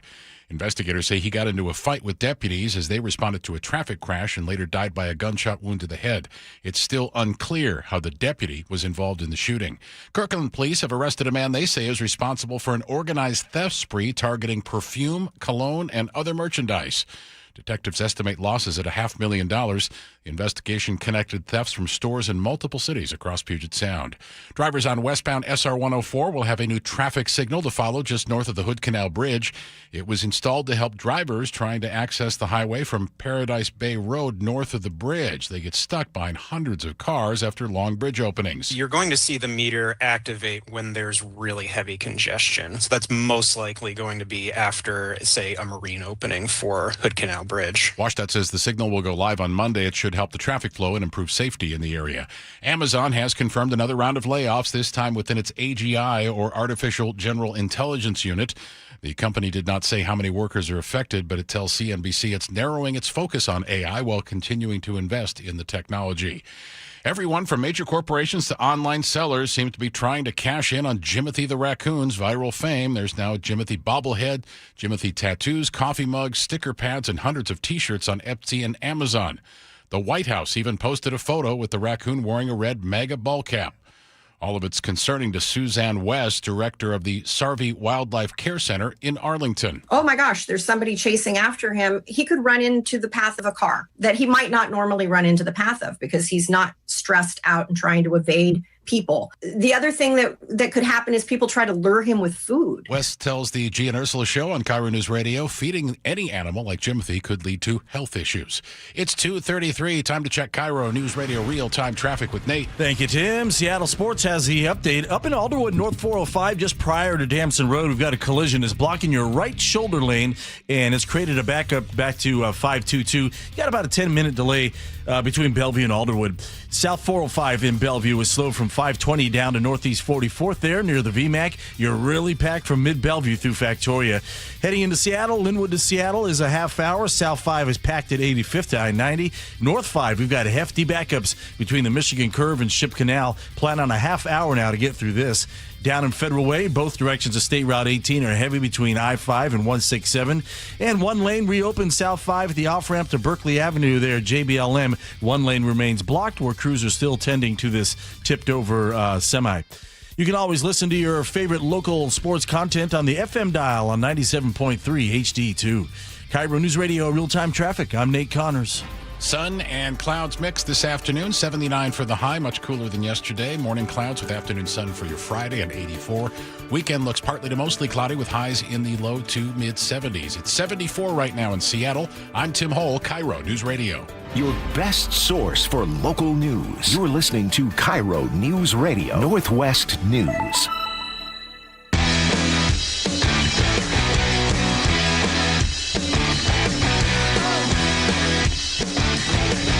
Welcome back to the show. We're going to pay off something that I failed at yesterday. One of my shortcomings is that I lose track of time quickly.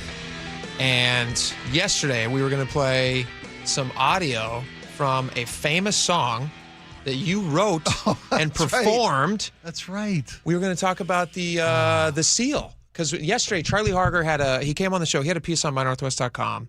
It's still there. It's still there. Yeah. He was talking about these sea lions, not seals, I'm sorry.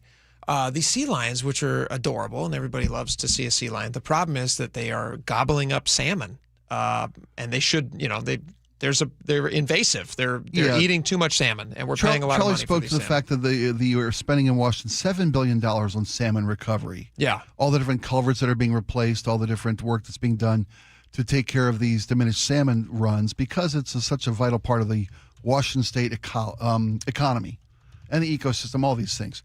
And the fact that some fat sea lions are camping out in the Ballard Locks and even going hundreds of miles inland, up the Bonneville, up the Columbia River to the Bonneville Dam. Gobble them up. They sit at the bottom of these fish ladders where salmon gather and congregate, waiting to get up these fish ladders. And it's just all-you-can-eat free-for-all. But then you start telling the story that this is not a new problem in Washington. We have had sea lions who have been eating more than their fair share and become a nuisance publicly. Charlie referenced Herschel, who was notorious in the early 90s. This one California sea lion had camped out at the Ballard Locks, Shoal Marina, and was just dining on salmon coming in through the Ballard fish ladders. and to the point where they had literally tranked Herschel and taken him back to California, and he made it back up here the following season. So, as a part of the Bob Rivers show, we had the idea to. There was, and I misspoke yesterday. I said that we commissioned a local artist. It's not true. We got someone in Scotland who had made a fiberglass orca whale. You found the best. You don't care if he's local. You found the best. And this guy found that he had salmon pens in Scotland, and he found that he was having the same predator problems, and he commissioned a fiberglass orca whale that worked. So we raised money through our listeners, donated to the cause. We had this fiberglass life-size. There's a picture of it. Laura's got it. Oh, cool. And this fiberglass fake Willie, we had it shipped to the Northwest. We anchored it in the Shill Shoal Marina. Was this before, or this was after Free Willy came out? This was after Free Willy came out. So these were very Free Willy very was popular everything. at the time. Orcas were having a moment. Yeah, they were. And that's so great. and this fat sea lion, Herschel, was just decimating the Washington salmon run. So we anchored fake Willie in the Ballard Locks. He floated. He was a buoyant fiberglass life-size production of an orca. We had a diver come in and they threw chains and a big concrete block at the Ballard Locks, and it worked. And it scared away the sea lions for a time. Then they realized that it was not coming after them. They went and knocked on him? Yeah, pretty much. And a couple years later, it worked for a couple seasons. Sure. But after a couple seasons, the sea lion problem came back, and Fake Willie was pulled out of the water and retired. He's now in Ballard. You can still see him in the Ballard to this day. But you, who have a fantastic side career making parody songs. Well, when the Bob Rivers show was at our height, we were making 2-3 songs a month or more. We made, I think, 500 to 600 over the years. Like and super highly produced, really well done. We made professional recordings that were parody songs, and I referenced in our conversation with Charlie yesterday that we made a couple songs about sea lions and the problem at the Ballard Locks. I have 2 songs here. You tell me which one to play first. There's one called "The Sea Lion Eats Tonight." Play that when there was a problem, we made this song. Okay, and then we have another one about your solution. But let's play the sea lion one. "Sea Lion Eats Tonight." Won't go away. Eating a million steelhead, and he won't go away. They gobble them down and eat 'em up. They eat 'em up. The salmon and the steelhead. They eat 'em up. They eat 'em up. Near the locks, near the Ballard Locks, the sea lion likes to dine. Me. This is you? It's the salmon. I'm not really high part too. Those were easier times. This is you, Yeah. voice? And Bob does the gobble 'em down. That was Well, Bob guess who Rivers. the seal is? Yeah. Who's the seal? I did all the animal sounds for her. How do you sing that high? I didn't know you had that talent. You have to wear special underwear, but it's a price you pay. I was a younger man. You could still hit those notes, I bet. Yeah, with some warm-ups, but I'm not going to try that. They gobble them and So this is Bob. They eat 'em up. The salmon and the steelhead. They eat 'em up. They eat 'em up. They gobble them and eat 'em up. Bob's the low voice. But you're the high? The high. That's incredible. And I was doing the sea lion barking as well. Can you give us a sea lion bark? That's the easy part. I didn't take it, I just hung out for a couple hours, had a beer. Just barking learned, at the... talking to them, learning their dialects. Did you hang out with sea lions? Did you do research into sea lions before you did this? We broadcast live from a boat for like a week at the Shill Shoal Marina. Morning radio used to be off the chain. I remember. No pun intended. I remember. Oh my God, it's so much fun. The crazy stuff that you guys would get to do, and I mean, it's like we lived on a billboard for a week. Lived on a billboard. Broadcast live from a billboard. Was that on 45th? It was Inner Bay, down by you know where the driving range. Yeah. There's a U-Haul store there. The Sonics were in the playoffs. It was when Gary Payton and Sean Kemp were. And we lost a bet to another city, and we had to live on a billboard while the Phoenix Suns played the Chicago Bulls. You slept up there? We slept up there every night. Was there covering? 10 days. Oh, yeah. There's back-to-back billboards at that location, right? And they extended the platform in front of the billboard, and we put up tents between the two billboards. We had a whole city back there. We had a fridge. We didn't cook because it was dangerous. We had a cold fridge up there. Powered. Where'd you? We had a honey yourselves? bucket down below. We could go down for relief. Sure. We put up a hot tub down below. Shut up. I swear to you, we had a hot tub sponsor come in and put up a hot tub for us. We put up big screen TVs and had viewing parties of the NBA Finals games. It was a party. We had Randy Bachman taking care of business. Bachman Turner Overdrive. Yeah. Come play live. A little concert for the fans. You guys were down just below. sitting up there? He was up with us. Oh, that's great. He's up there. It was great. We had a blast. All right, so we made a second song. You did the Sea Lion East tonight, and then the follow-up is when you solved it. When we figured out a solution, yeah. And what's this song called? Fake Willie. Fake Willie.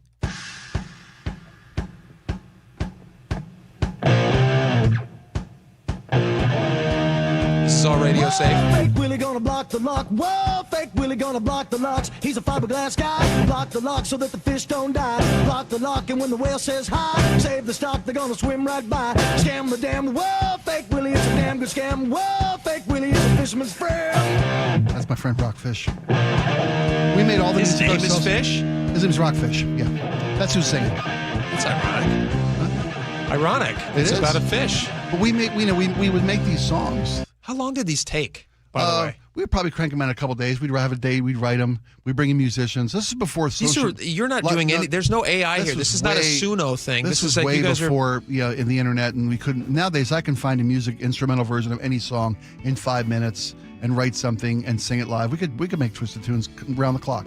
We used to have to bring in real musicians to real recording studios. Hire players. But hire it's so horn much players. more impressive what you guys did we had versus such just a- the AI stuff now. Yeah. Because it's like actual talent. It actually takes talent. You had to write the things. We made a Bing Crosby parody, a Christmas parody. We made 7 Christmas albums.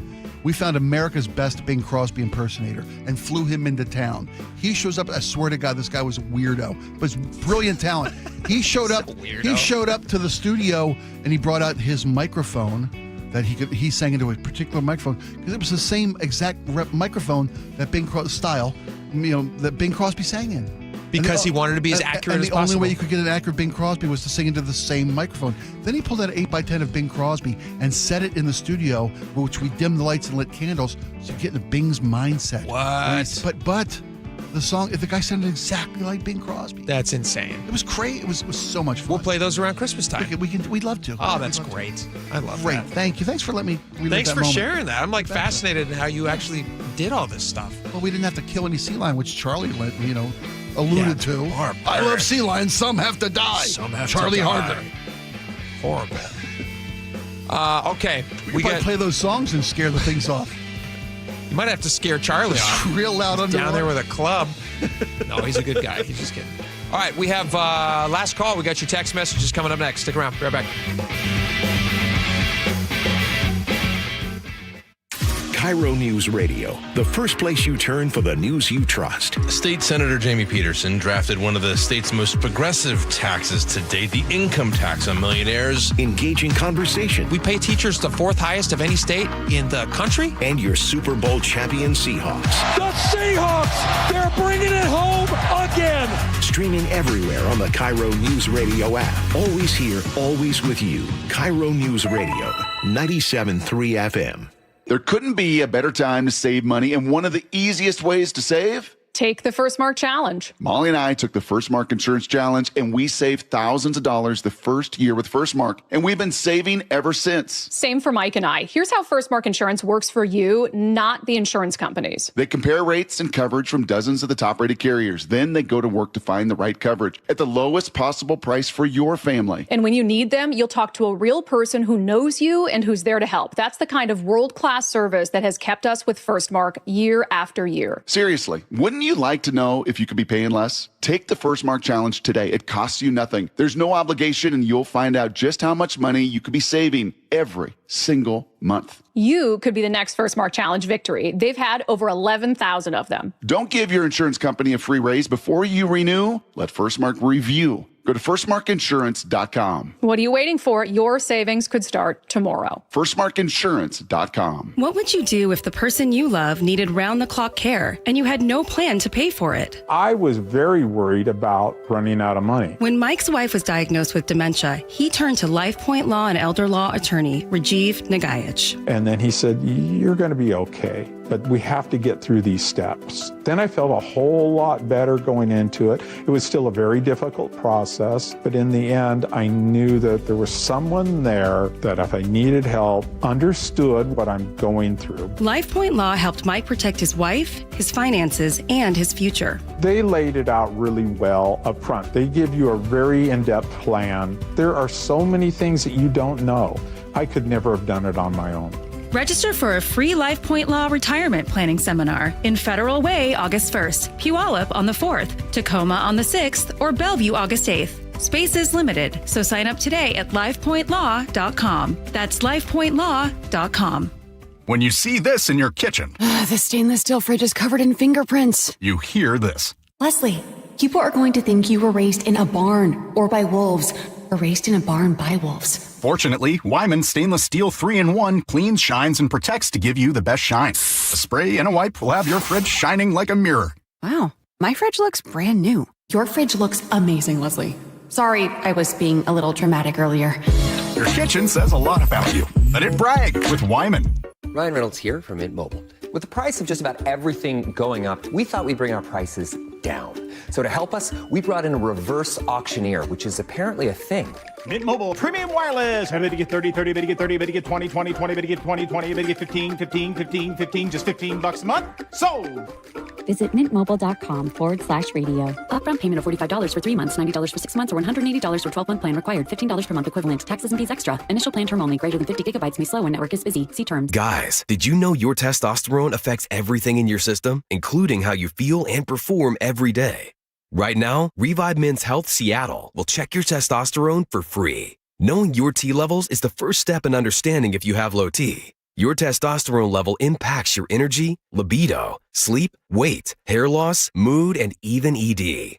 Maintaining an appropriate T level can change your whole life. Most men start to see changes in their hormone levels in their 30s. Experience and results matter. So what are you waiting for? Get your T levels checked today by local, experienced, and trusted men's health experts. They've helped thousands of men since 2011. They're so confident they can help you, they even guarantee it. Call Revive today and schedule your free testosterone test, free exam, and free consultation.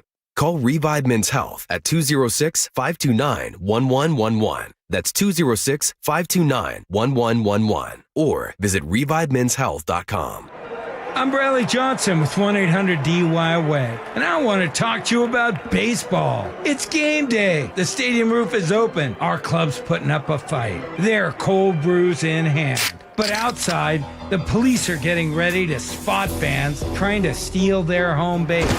Maybe the night threw you a curveball. An officer made an error. Or perhaps the bases weren't the only thing loaded. At 1-800-DUI-AWAY, we know it's not 3 strikes, it's 1 strike. And you're facing the Grand Slammer. 1-800-DUI-AWAY is here to help, even if we have to go into overtime. So call 1-800-DUI-AWAY or go to 1-800-DUI-AWAY.com to set up your free private consultation. When you're on defense, it's full count, bottom of the 9th. You want your closing pitcher on the mound. 1-800-DUI-AWAY. 1-800-DUI-AWAY. It's the best time of the year at Staples, with back-to-school supplies as low as 25 cents, up to 40% off select tech and more at staples.com/back-to-school. Best Mortgage is proud to be the longest-running mortgage company on KIRO Radio. For 34 years, they've been giving honest advice you can trust as your VA loan and reverse mortgage experts and debt consolidation specialists, too. Just web search Best Mortgage. Nearly half the homes in Western Washington are not properly insulated or not insulated at all. Sound like your home? Then call for your free inspection. InsulationNorthwest.com. Our local tax expert and advocate Greg Nunn understands the pressure that comes from owing money to the IRS. Don't let that pressure build. Call None Better Tax Resolution. From stress to success with IRS Solutions. Google NUNN. None Better Tax Resolution. All right, welcome to Last Call, our chance to read some of the best text messages from the day. A lot of fun topics today. You guys did not disappoint. Let's just get right into it. Let's start with Brida, the missing pig. Laura, go for it. Elena says maybe the Orthodox monks from the Vashon Monastery will help. They could act as intermediaries. Brita could be dropped off at the monastery, no questions asked. Plus, they've sworn off on pork, so they should be safe, right? She's very safe there. You're absolutely right. Yeah. That's actually a really good idea. That's genuinely a good idea. Elena, thank you for that recommendation. I think there's a lot of places on the island. The problem that they're running into now is Brita is becoming a larger story. Yeah. Nearly the size of the pig itself. And what you don't want to see happen is now somebody's afraid that what maybe started out as a little quarrel between who knows what. I mean, look, whatever your motivation for stealing a pig is in the first place, sometimes these things snowball beyond what you originally intended. Right, and this is an innocent creature that's in the middle of this dispute. Don't hurt Brita. Yeah. Let's make sure that Brita survives this. I mean, how great would that be to get the end of the story being that Brita the pig who wears hats is returned safely to her owners, and you could drop her off at any of these places. I'm sure there's lots of places on Vashon Island where people would say, like, hey, you drop Brita off here, we're going to find her. She's going to get back to Julia. She's going to get home. Yeah. Kara the Clean says, Brita is not a Viking princess. It's a female Viking warrior. Okay. So, yeah. Apologies, Kara. Yeah, that was me, I think. I think I said princess. And you are correct. Yeah. I think Julia told us that yesterday. We forgot. Viking warrior. We forget a lot of things. 360 says the difference between a pig and a hog is in size. A hog is a pig that will be raised for slaughter. A pig, no matter what the size, is an animal that is domesticated. I didn't realize that. I was under the impression that a pig became a hog at 270 pounds. Well, it's interesting. We'll have to look at this because we spoke to law enforcement and they said that this is theft of livestock. Yeah. So a domesticated pet wouldn't be livestock, but Tina in Seattle says, if anyone has a big luau-style barbecue in Vashon, demand to see the receipt for the pig. And we know you're joking. But the thought crossed our mind too. Yeah, I mean, they've got to, that's the tricky part. If they're planning on not returning Brita, how do you get rid of 350 pounds of pig? Someone's might notice. Rick the plumber, hi Laura, I think you need to get 2 detective hats and monocles for the live audience. These guys are modern day Holmes and Watson. It's pretty good. I like that. On Mayor Katie Wilson's personal endorsements, John Edenclaw says, is it just me or do you think that Katie Wilson may just go down as the worst mayor in Seattle history? She's on pace for this award. John, thank you for the note. I think she's certainly going to give it the old college try. Absolutely. 206, private citizen Wilson. You mean somebody with no experience doesn't know what she's doing? Shocking. Yeah. And Doug in Mount Vernon says, Jake Skorheim at home. Son, you'll have to wait till after this commercial break for your answer. Right after these messages. Doing live reads for my family. On a toll discount for lower-income drivers, 907 says, if it is a use tax, why not charge $1 for every car that enters the highway? Please don't do that. Ray in the 206 says, we don't need half-price express lanes. We need enforcement to keep people from cheating all the time. He's not wrong about that. Enforcement will go a long way to solve a lot of these problems in the city. I just say get rid of the toll lanes. Bill, you're right about that. Bill in Lake Stevens says, I own an HVAC business, and it's cheap for me to put my technicians in that toll lane than it is to have them get paid to sit in traffic. You're right. I didn't even think about that. Think about all those drivers out there who are running businesses, who have hourly employees who are sitting in their trucks. Yep. Fuel costs, everything else. Yeah. Time is money. Yeah. Let's see. Jonas Nahomish says, so if we make the toll lanes illegal, Jake, where do we get the money to replace what would be lost? John, great question. I will answer your question with a question. What happened to all the money that we already pay in taxes? Through gas taxes? For the roads. What happens to all that money?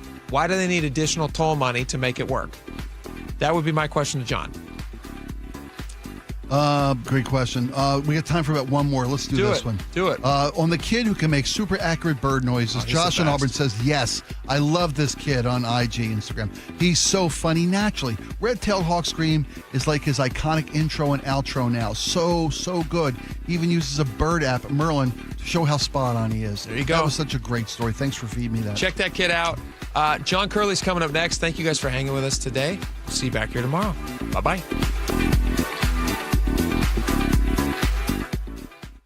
Dear Ursula, I have a group of friends who have bonded over Hi, I'm Ursula Voitin from the Gia and Ursula Show, and I'm launching a new podcast called Ask Ursula. This is your space. Real life, real questions, whether it's about family, friendships, love, and yes, even the fun stuff like travel and finding your signature scent. Hit me up and ask your questions at mynorthwest.com/Ursula. I look forward to connecting with you. At mynorthwest.com and the Gia and Ursula YouTube channel.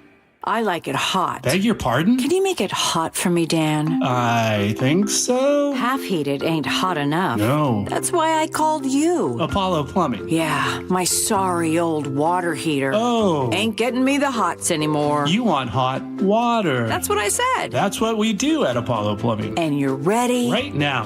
When can you? How about today? Same day? We'll have you in hot water tonight. Clever. How about an upgrade? A tankless water heater would mean endless hot water. Now you're cooking. That's just for starters. Starters? How about we make it a worry-free water heater? Worry-free? Wrenchie's worry-free warranty. Which covers? Repair, service, all included. And when it wears out? Apollo replaces it. No extra charge? Nothing. Nil? Nada. As an Apollo A-list member, you're covered. And payments? To fit your budget with approved credit, of course. And I'm hot again. Worry-free. That's for me. We're on our way. Thanks for making it hot. We're ApolloPlumbing.com. Look, I need to be real with you for a second. At Seattle Children's Hospital, 1 in 3 patient families cannot afford the food their kids need to heal. Think about that. A child recovering from surgery, learning to walk again, and the family is struggling to put food, nutritious food, on the table. That's why Safeway and Seahawk, Jackson Smith and Jigba are launching the Food First Project, a multi-year initiative to fight pediatric food insecurity right here in our community. This is not someday maybe talk. This is grocery cards, produce vouchers, and food as medicine programs going directly to families the moment the need is identified.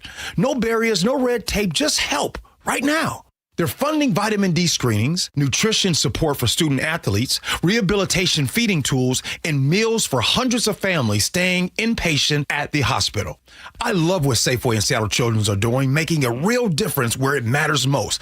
JSN showing up. Now it's our turn, 12s. Put food first. Learn more at Safeway.com. How would you like to invest in the Seattle real estate market, one of the hottest and most stable regions in the country, and achieve a great rate of return on your investment without the effort of sourcing a deal, the expense and time of building permits, or all the hassles that come with being a landlord? Hi, I'm Scott Rireka, CEO of Legacy Group Capital in Bellevue. Legacy Group Capital develops local real estate, lends money, and shares the profits with our investors. Diversify with Legacy Group Capital. Invest into our Northwest Fund, which is currently delivering 9% on a fixed rate term. It's our flagship fund for 19 years with 0 investor losses. And yes, we do accept IRAs. Find out why 1,300 local investors have invested over $350 million. Invest in the stability and ease of Legacy Group Capital's Northwest Fund. Legacy Group Capital at LegacyG.com. This is not investment advice. Investments available to accredited investors only. Details at LegacyG.com. All right, I'm very excited to be speaking with Phil Mitchell. He is a new advertiser on the show. He owns Sunset Auto Family. Phil, welcome. Thanks, Jake. I want to talk about something that I cannot stress enough, how valuable this is for anybody who's looking for a car. You guys do oil changes for life. What does that mean? Well, basically, it means if you buy a car that qualifies for oil changes for life, we're going to give you 5 oil changes a year. And they're about $150 now. You know, oil goes up and down, but guess what? We're going to change the oil for as long as you own that vehicle on us. Like you're saying, oil changes are $150. They're even more if you're driving a diesel. And so you hold on to a vehicle for 10 years. That's like $10,000. Oh, it can be even more than that. We've got a guy that's been changing his oil since 1985. He's gotten more oil changes than the car cost. And we're still changing it for him because that's what we do. And we're your lifetime